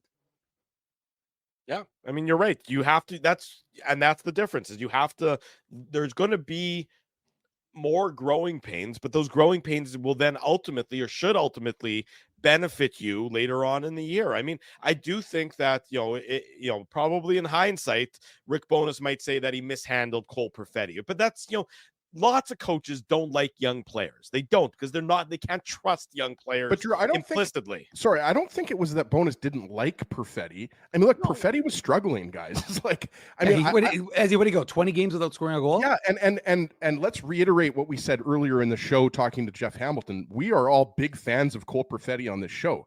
We think his NHL future is very bright. But last year he was going through I hate to use it, but it was like a sophomore slump. Right? Like he was going through, it was the second full NHL season, and he was going through growing pains, and he wasn't putting the puck in the net, and he just didn't look the same. Then towards the end of the season, he started to play better. And I thought actually he looked really good in game 5. I think it was game 5 versus Colorado. And then he got demoted to the 4th line. But I think Perfetti is going to be fine. I think that, they're going to be younger. And I saw a comment earlier about Brad Lambert. Where does he fit in? My answer, Dave, is I think the Jets are going to give him every opportunity in training camp to win a top 6 wing role. I really do think that's where they see him, on the wing to start the season. And then, as his career evolves, maybe he turns into a center, but maybe you disagree. But I think they're going to give him every opportunity in training camp to win a top 6 wing role. He's going to have every opportunity, I think, to win a spot on the Jets. I'm not even, if he comes in and takes that second line center role, I mean, that's where they've been grooming him. You don't groom a guy, as Dave can speak to this. You don't groom a guy at the AHL level as a centerman to bring him up to the NHL level and immediately play him on the wing. I do believe that decision. Yeah, but they've done it with so many players. I know. And I don't think it's ever the right decision to make necessarily. That decision, I think, impacted Jack Roslovic's career trajectory. I think that he was comfortable in that center role. The team brought him up and they put him on the wing, and all of a sudden, everything that you've been building towards, well, you're now having to shift and try something else. There's a big difference, though, being a 2C in the NHL versus being a 1C in the AHL. And I'm not saying that this isn't a knock on Brad Lambert. I'm a big fan of Brad Lambert. I'm just saying, to expect him with no NHL experience to step in and now go up against other teams' second line center or third line center or whatever. I'm just saying, I think Lambert might be better suited to start his NHL career on the wing. That's all I'm saying. I'm not saying that he can't be an NHL he can't play center at the NHL level. I'm just saying he's still, let's not forget he's 19 years old, right? Like it's a very reasonable comment. 20 years I old. understand logically. I understand logically why you say it and why you feel that way, and I have time for the argument. I just don't, from a player development standpoint, I don't know that it doesn't maybe cause a bit of a hindrance or a bit of a step back for a player if they're constantly being shuffled from center to wing and center to wing and center to wing. Let him play center. Yeah. Let him learn there. And after X number of games, if it's clear that he can't do it, then maybe pivot. The short that's literally what happened with Cole Perfetti last year. And I think that was they probably mishandled it. He got 3 games as a centerman? 3 or 4 games. It was nothing. And I understand that coaches want to coach to win, but you talk all training camp about this guy's going to get a significant chance at center. He's going to get a significant opportunity to play center. And then, and he knows you're saying that. You're saying it publicly, which means you're also saying it privately to him. And all of a sudden, the carpet gets pulled out from underneath him. A week into the season, I'm just not sure how that helps anybody's development, Dave. Well, I just think, sorry, Dave, before you get in here, based on Drew's logic, then Cole Perfetti should be playing center this year. Then I don't have a problem with that. I'm just saying then, but then that takes away Brad Lambert's, because if you're going Scheifele, Perfetti, Lowry, and then I don't know, David Gustafson or Nemesnikov on the fourth line down the middle. Mm-hmm. Right? Like I guess, Drew, what I'm saying before Dave, I want you to get in here. I'm not trying to steal your thunder here. He's stealing your thunder. I think the Thunder has stopped outside here in Winnipeg. I'm not sure about the Interlake, but I just think that the second line center role is so important. Please see trading a first round pick to get Sean Monahan. And there's only 4 center spots and obviously more wing spots. And I just think it shows you how hard it is, how important and hard it is to be a 2C in the NHL. And that's why I just don't know if we can anoint Brad Lambert. We have to wait and see what happens in training camp. Yeah, and I think that's I know you're not. You're not anointing. I wasn't saying you were anointing. I'm not an anointer. Yeah, well, I don't know. Based on your opening monologue, Drew, you surely sounded like a guy who who anointed a few folks. I've self-anointed in that case. Oh well, we know you self-anoint a lot. So, anyways, the point isn't that. The point is that as he hit it on the head. I mean, the fact is, and I guess I've mentioned this as well, so I'm going to give myself a little self-congrats. But the reality for any of these guys is we have to see what they're prepared to do in training camp, because we know that Ville Heinola supplanted an established veteran for a top 6 spot on the roster, barring his breaking his ankle. So similarly, you're expecting that sort of opportunity to exist in training camp for the Jets this go around as well for the 2C role. Okay, well, we will put a pin in that conversation for the time being, and welcome to the program from the Manitoba Moose. Tyrell Bauer joins us on the show. Ty, good morning. Thanks so much for joining us. How are things? Yeah, good morning. Things are really good. Things are That's really good. great. Nice Saturday morning here in Calgary, so I can't complain. Thanks for having me. It's our pleasure. Appreciate you making time to join us this morning. Talk about the offseason, talk about your recent on-ice exploits with Georges Laraque and Matt Rempe, because I think that certainly got a lot of notice from the folks here in Winnipeg, and we'll get into that. But Ty, Drew's hoping you can show him a few things. He's, in case he gets to anything involved in any like kerfuffles on the street or anything like that. I bruise like a peach, so I'm going to leave that to the experts and avoid that altogether. I guess let's start with the sort of the offseason so far. How have you been, what's been the priority for you? How have you been handling the offseason since the end of the Moose season? Yeah, the offseason's been great. You take a little bit of time off. They're long seasons. Your body needs to recover. You're dealing with bumps, you're dealing with bruises, maybe past injuries. So you take a little bit of time off that start, kind of get rejuvenated, get that energy back. And once you do, you get right into it. For me, it's skills. I want to get better on ice at my skills, getting faster, that more explosive speed. I want to be able to play at a weight that I'm big and I'm heavy, but I'm also fast, and I've kind of been tinkering with that. So off season is all about, it's a really exciting time because you get to work on your craft. It's where you get to mold you as a player. And I think it's going really well. I'm excited. Terrell, before we get more into the hockey questions, I mean, we got to talk about it's the Stampede in Calgary, right? There's a couple days left. I think I was going to ask you, like, do you attend that on a regular basis? Like, I've been to Calgary obviously before, but I've never gone to the Stampede. My wife used to live in Calgary, but like, what's it like for you and your family? Like, is that something you guys always went to? Yeah, well, you gave me the early morning call tonight, so I was in bed nice and early. But no, so yeah, the Stampede's great. I mean, you know, people fly in from all over the place. Lots of friends. It's kind of a time to almost meet up with old buddies and people you know from down the line. So it's a really cool time. I actually haven't been this year. I stayed away the first weekend. It gets a little crazy for sure. Just with the amount of people there and all that. So I stayed away and then I was out of town for a bit and now I'm just getting back in. So we'll see how this weekend goes, but really cool time to meet up with people that you haven't seen in a long time. You know, Ty, one of the things that we see in the AHL is a lot of turnover. And this year you guys have some guys who have left the organization. What has a guy like Jeff Malott meant to you in terms of that culture that, you know, we talk about the Moose and the culture and not necessarily on the ice, but off the ice and what it's like in that room, whether you're young or old. But what does a guy like Jeff who gets a 2-year deal with the Kings organization, what did he mean for you as a young guy coming into this, into the Jets Moose organization? Yeah, Dave, when I think of Jeff, I think of the ultimate team guy. He was fantastic to me coming in and all of my peers too, around the same age. Doesn't matter where you were from, you know, if it was overseas, if it was Canadian American, you know, none of that stuff mattered. He tried to include everybody into what guys were doing and what the team was doing. He had a big voice in the room. His play, you know, spoke for itself and 3rd or 5th all time in goals or something rather like that.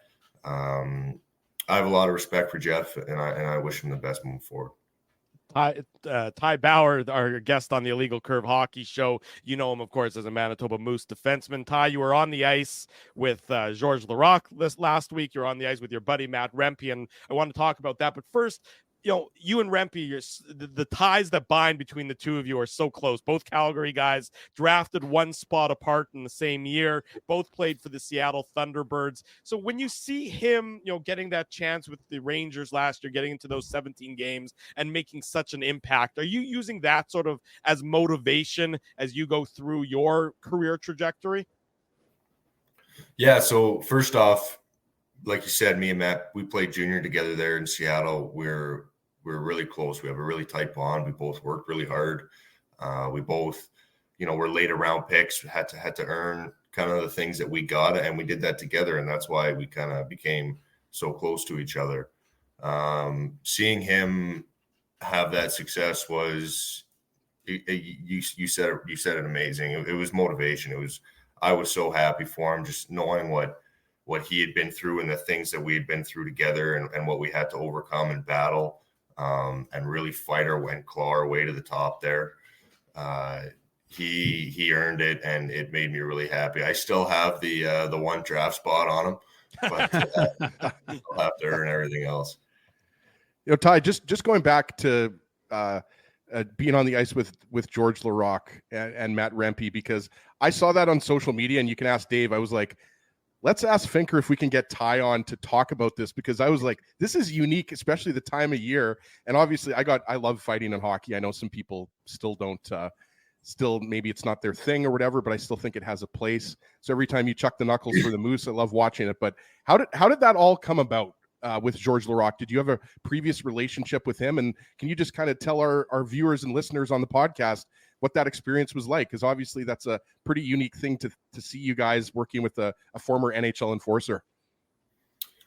Yeah, for sure. So, you know, it kind of came up short notice. You know, Matt had been talking to him a little bit throughout the year. He came down to Edmonton, basically asked if he wanted to come up and show him a few things. So, you know, he agreed. He got me weaseled into it, I guess, a little bit. And now I, you know, when I found out, I was like, oh man, that's pretty cool.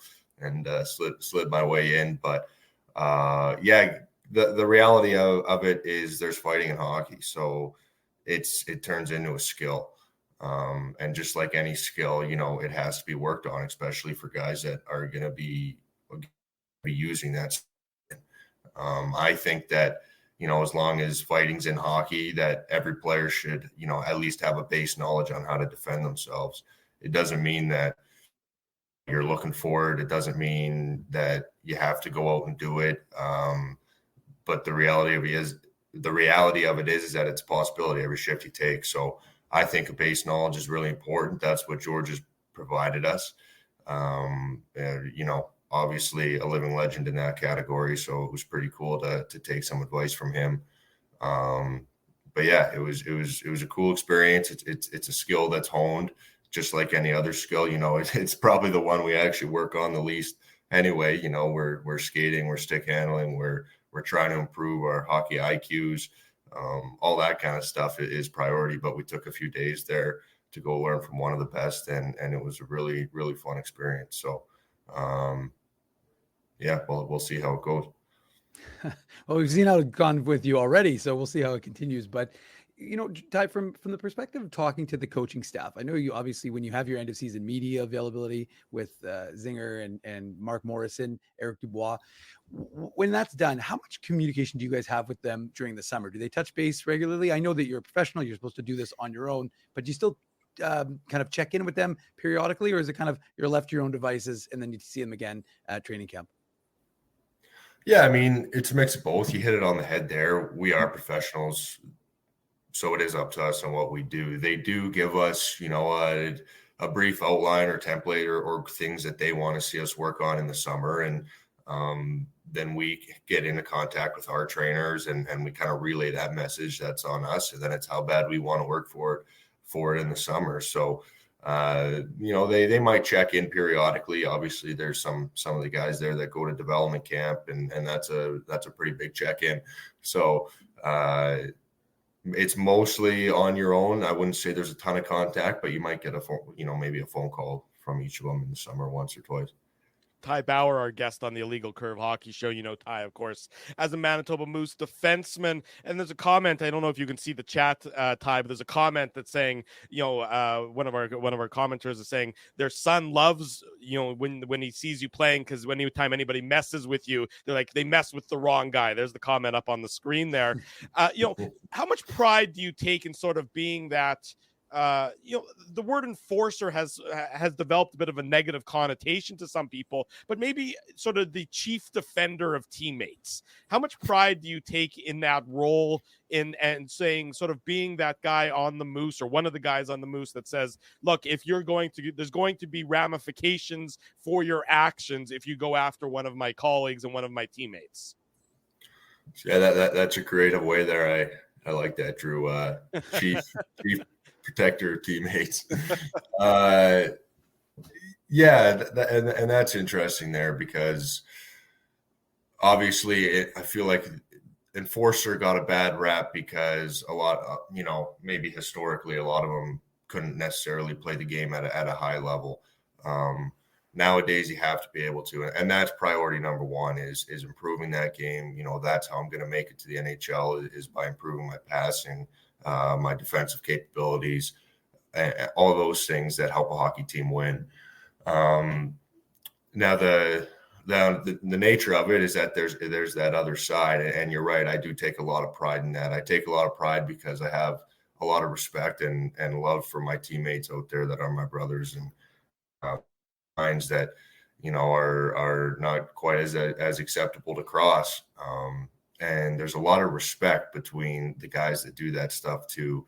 You'll rarely see, you know, fighting in not in good faith type deals, but between these guys. So it is something I take a lot of pride in. And I know that if I can make my teammates out there, you know, be able to do their job to the best of their abilities and not be worried or scared, because intimidation is a real thing in hockey, especially for, you know, younger skilled players coming in. You want to make sure that they feel they're in a position where they can do what they can bring onto the ice. And if that falls back onto me, then I take a lot of pride in that. I want my teammates to know that every time I'm on the ice that they're going to be all right.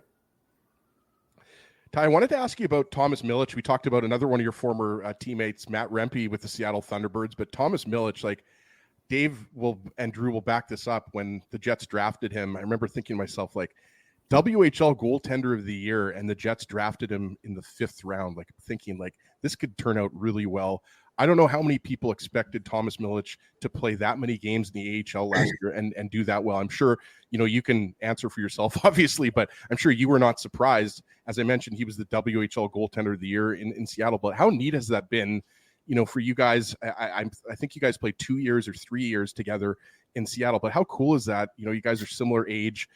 To see how well he's done in such a short amount of time in the AHL. Yeah, well, I'll tell you this about Tommy. He has never surprised me once. I've seen Tommy, like you said, I played together when he first came in. We're about the same age, and I've believed in him the whole way. He had a little bit of maybe a harder path to get there. And he just kept proving people wrong. I mean, he took us to the finals, won the finals in junior the next year. Team Canada gold medal, all this stuff, and I couldn't believe what was happening around him. So I've always had a lot of faith in Tommy. I always will. He's a spectacular human being. When he came up, and when I saw he was drafted, I was ecstatic. As a defender, especially in my role, I like to play big, heavy. Probably one of the top priorities is protecting that net front, protecting my goalie. So tight on Millie. I take a lot of pride in that. And, when he got to come up and get in and it was me standing in front of him, it was kind of deja vu and made me really happy. That's awesome. Ty, we know you're a big part of the AHL club, and that when you're with the Moose, you're focused on, doing whatever you can to help that team win. But of course, like all young players, you want to be in the NHL, and there's nothing wrong with that. So from your point of view, what do you need to get to that next level? What do you need to get your game become a guy who can become a regular in the NHL with the Jets? Yeah, for sure. I would say for me, the biggest thing is consistency. I have to be able, you see those NHL guys, I mean, they're day in, day out, every single night. They are playing at their peak. They might have off days here and there. Yeah, everybody does, but it's a very short window for that.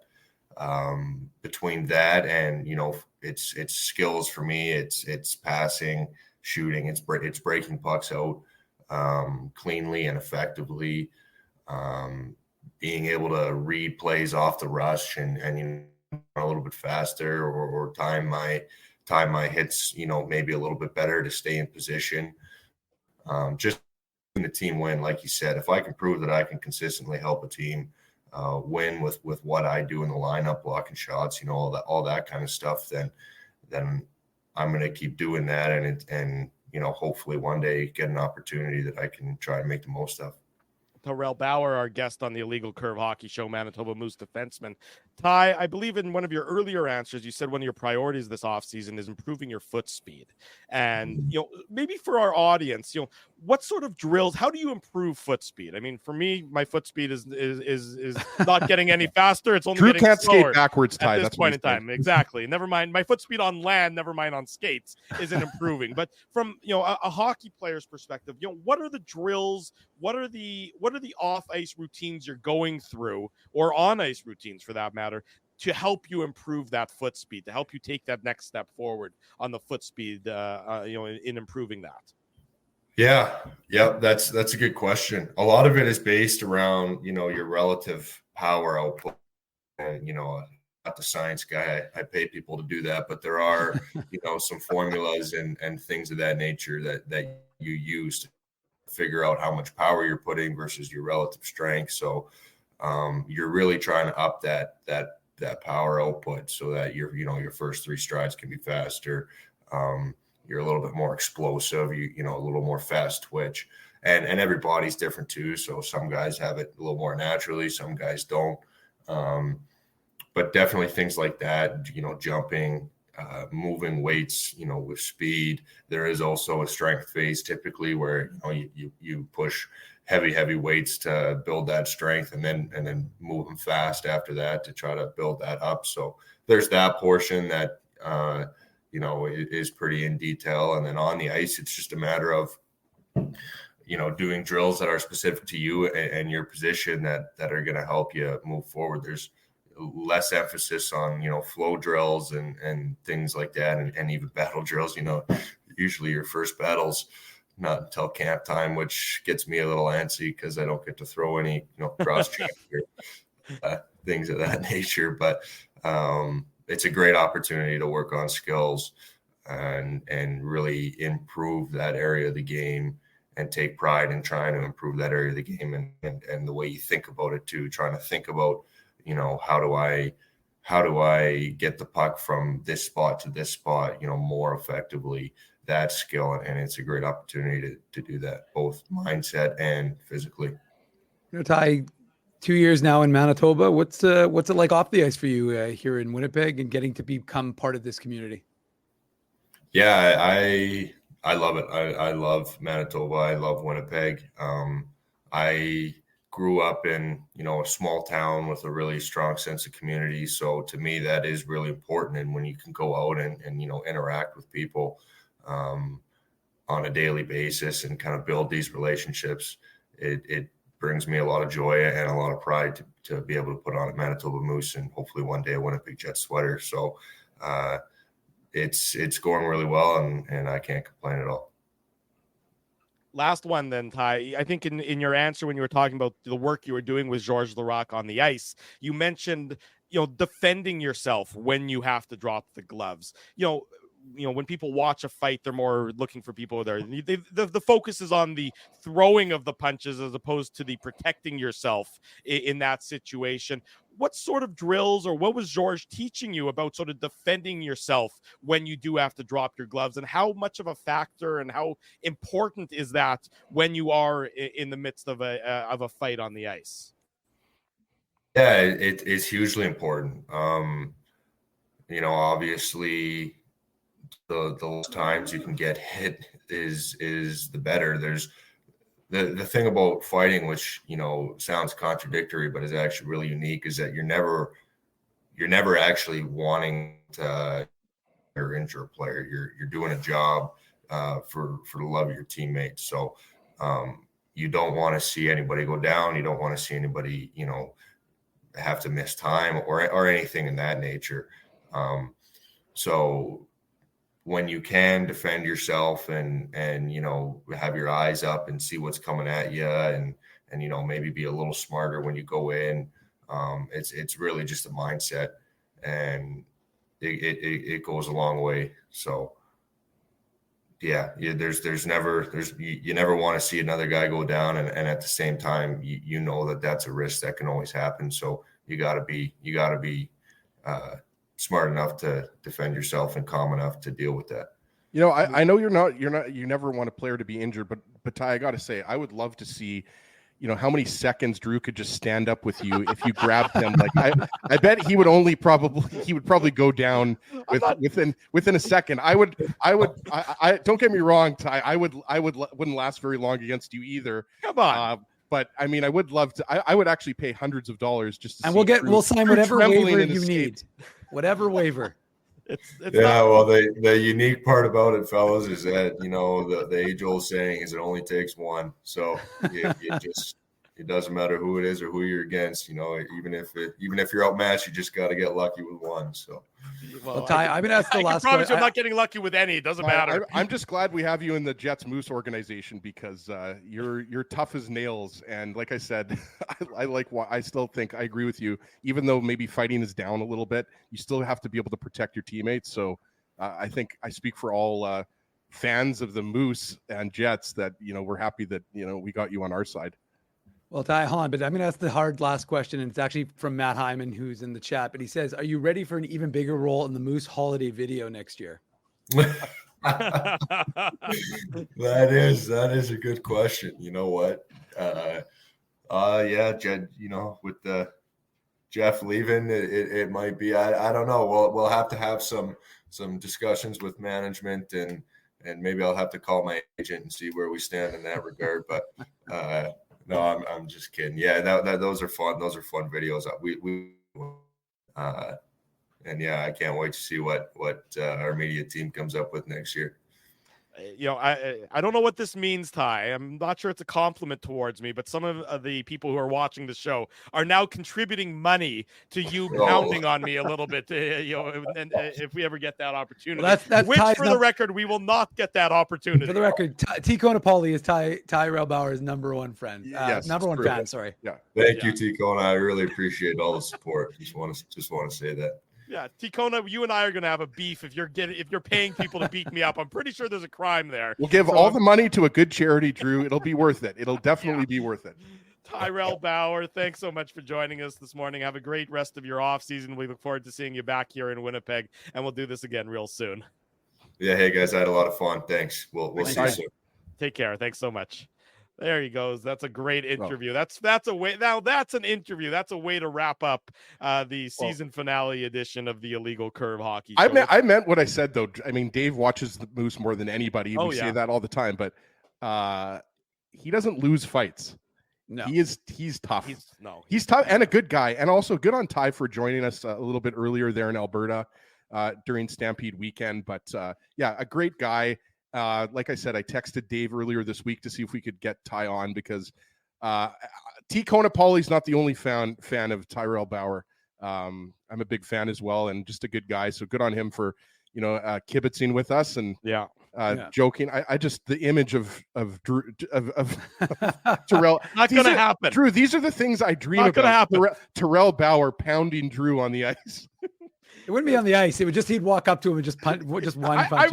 I'd be turtling immediately. Look, I'm 40. I'm almost 43 years old. I'm not about to be getting into any fights with anybody. Never mind with 20. How old's Ty Bauer? 22, 21, 22. Yeah, Drew, you don't look a day over 41, by the way. Thank you, Ezzy. It's because I shaved. It's you can't see the gray right now. Is all it is. We'll take our final break. We'll come back. We'll wrap the 2023-24 editions of the Illegal Curve Hockey Show. Don't go anywhere.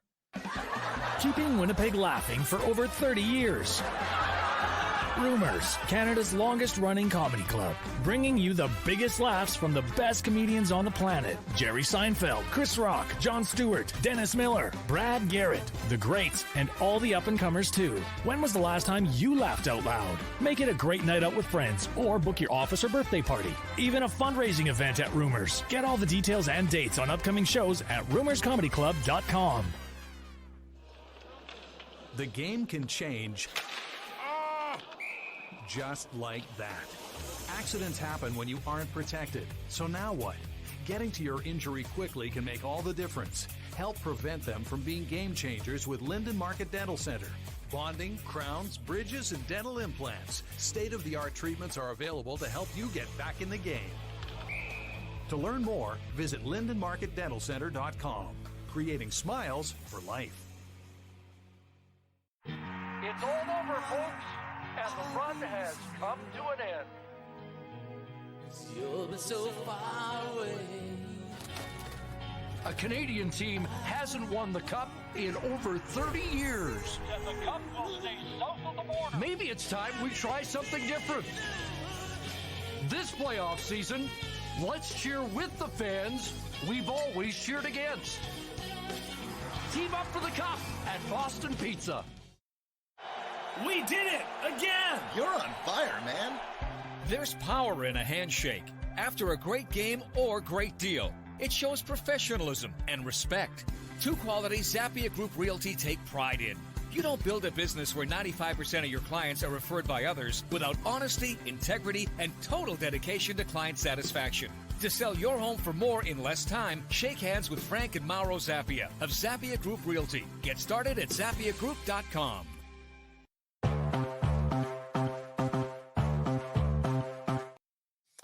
You know why I'm never going to fight? Why? In general, Ty Bauer, anybody who I just try to avoid fights at all times. A couple of nights ago, I woke up in the middle of the night, something startled me, so I woke up, just shot up in bed and managed to hurt myself just sitting up in bed. So that is why I'm not about to fight anybody. And you also have very small thumbs. Well, because you'd be pulverized into a bloody pulp, and self-preservation kind of comes into effect at some point. There's a litany of reasons as to why I'm not going to fight. Many of them are logically based, but yes, most recent reminder about why I'm not going to fight is because I literally injured myself sitting up in bed, and it's now been 3 days of pain in my neck, in my shoulder, and right over here that is causing me some grief. So fighting is not in the cards for me. You have to ask Laura for a massage. That's what's got to happen here. Yeah, no, she's been very sympathetic. I mean, I appreciate that, but still, it's not going to be. It's not improving anytime soon. It's true what they say about once you turn 40, you end up just having you just have general pains more often. Like you just wake up and you've got a pain in your back or your leg or something, or you sit down on the couch for an hour or 2 hours or 4 hours. And you get up or 4 hours. Well, last night I was on the couch for 4 hours watching that Bombers game. I know what you're saying. We're not as young as we used to be, and you got to look, Drew, your body's a temple. Did bike to the Bomber game last night, though. I did bike to the Bomber game. That's a little too granola of you, Drew. Did you remember to wear your helmet, though? Oh, I will. Look, far be it from me to be preachy, but the number of people who don't wear their bike helmet me, wear your helmet, folks, is absolutely astounding. And I mean, granted, I don't set have a to good example for the youth. The youth have to see us wearing the helmets so they know that it protects your dome, right? And again, it's not like I'm messing up my hair, so that's not a factor that I really have to consider or anything.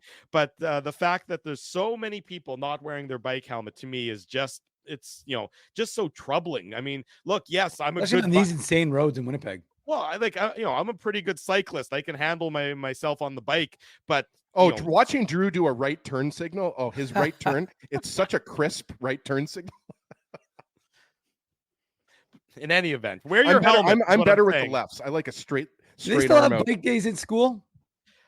They did last year. My daughter had a bike day at school where they sort of they showed her. I always remember looking forward to bike day in grade school. It was always fun. And bus ridership. Loved a good bus ridership day. They definitely loved jumping out of the back of that bus. Yeah, but anyways, wear your helmets is the point. We need you back here next year, September 7th.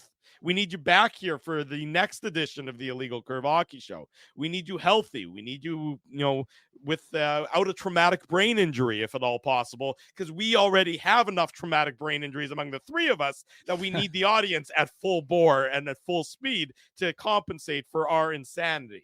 So that's what we need. That's where we're going to be back. It's Banjo Bowl Saturday. So that's about 7 weeks or so from today. That's going to be the return of the Illegal Curve Hockey Show for the 24-25 season. This machine just rolls on no matter how many times we try and take it off the tracks. It gets back on those tracks and keeps on churning. And we look forward to it churning some more come September 7th, the 24-25 debut episode of the Illegal Curve Hockey Show. And then, of course, 16th season of the show, the litany of post-game shows. Yeah, we're going to buy Sweet 16. We're going to buy Drew a pink convertible for the Sweet 16 year. Well, I think Molly Ringwald is available to join us on the show to celebrate the Sweet 16, or she's probably on Cameo, to be honest. We'll have to check that out. See if we can, pool some of the money that's being spent on getting people to punch me. Instead, we'll get a cameo from Molly Ringwald and celebrate our Sweet 16 instead. There you go. Joe from Winnipeg. Always wear a helmet on he always wears a helmet on his bike. He's had too many close calls. Don't have close calls. Keep your I don't head let safe, my kids folks. go on their scooter or their bike without their helmet. That's something that we don't joke about on the Illegal Curve Hockey Show. We are going to get preachy about that. It's going to be about keeping your head safe, because that's how we want you all to be safe and happy and sound and everything else. Go ahead, Dave. Final word to you. And that's Guy, not Guy. No, it's Guy, actually. Yeah, that's what I said. I know. Actually, they said Guy. Guy's a great guy, actually. That's our guy. His name is Guy. Yeah. One of the security guards at I listened to the show last week when you guys were talking about Guy. But it's funny because everybody knows him because he's always, whenever the Jets do those walking videos, the guy's walking into the arena, Guy is always in the background. I'll be kind Anyways, of honest. Except for the ones where Jamie Thomas is squished against the wall Yes. trying to avoid the camera that's shot. I'm kind of jealous of Guy's name, like Guy Wild. That's a pretty awesome name. I think Guy Solid. Ginsburg just rolls off the tongue also if you want to change your name. Hey, By the way, there's our Guy Ginsburg. next year we're going to change everything to be Drew Mandel, Dave Minuk, and Guy Ginsburg. I'll do it. Although we might call you Guy. So I will we'll see. legally change my name for absolutely no reason whatsoever, just because I like Oh, that Guy name, says Guy. it's either or, by the way. No, it's just Guy. We know. Like Okay, it's- well, it's he either- just said either or. Like it could be Guy or either Guy. Exactly. Anyways, I wanted to just on a somewhat serious note. I did meet with the folks at Toba Center yesterday. I'm wearing their hat right now. They do really good work, and I got a walkthrough of their facility yesterday, and had a chance to meet with some of the folks there and meet what they do and meet the pups that get a chance to be with these kids. And I just want to give them a shout out because they do really tremendous work. Are they paying for that room that you're in right now? They are not. They are not. The hat they paid for, Toba Center, you can see right there, but not the room. But they are they're doing really good stuff. So we're going to do a story on Scott Campbell, of course, who used to play for the Jets, and I've got something coming for folks in the summer. So you'll stay tuned for that. And of course, as Ezzy and Drew know, the summer series when we talk Jets prospects, that'll be sometime maybe late July or early August. Are we also getting an illegal curve puppy? That I would like, actually. That'd be great. There you go. So that's something to look forward to. We'll bring a Explore dog. MB started in a big way though. Little Limestone Lake, no Little big deal. Limestone Lake. 10 hours If you're in a random small town in this province, you might run into Dave Minuk. You never know where he's going to pop up. Drew Mandel, if you're in Clear Lake, there's a chance you could see Drew.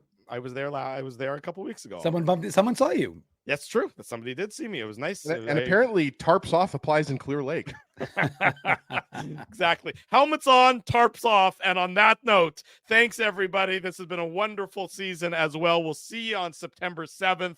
IllegalCurve.com will continue to be updated throughout the time. Be safe, be well, spend time with your loved ones, spend time with your family members, spend time with your friends. Have a great summer. For Dave Minuk, for Ezra Ginsburg, I'm your host, Drew Mandel. If it's Saturday, it's the Illegal Curve Hockey Show. Thanks for listening to this broadcast from Illegal Curve Hockey. For more great Illegal Curve content, subscribe to the Illegal Curve YouTube channel, follow at Illegal Curve on Twitter, Facebook, and Instagram, and visit your online home for hockey in Winnipeg, illegalcurve.com.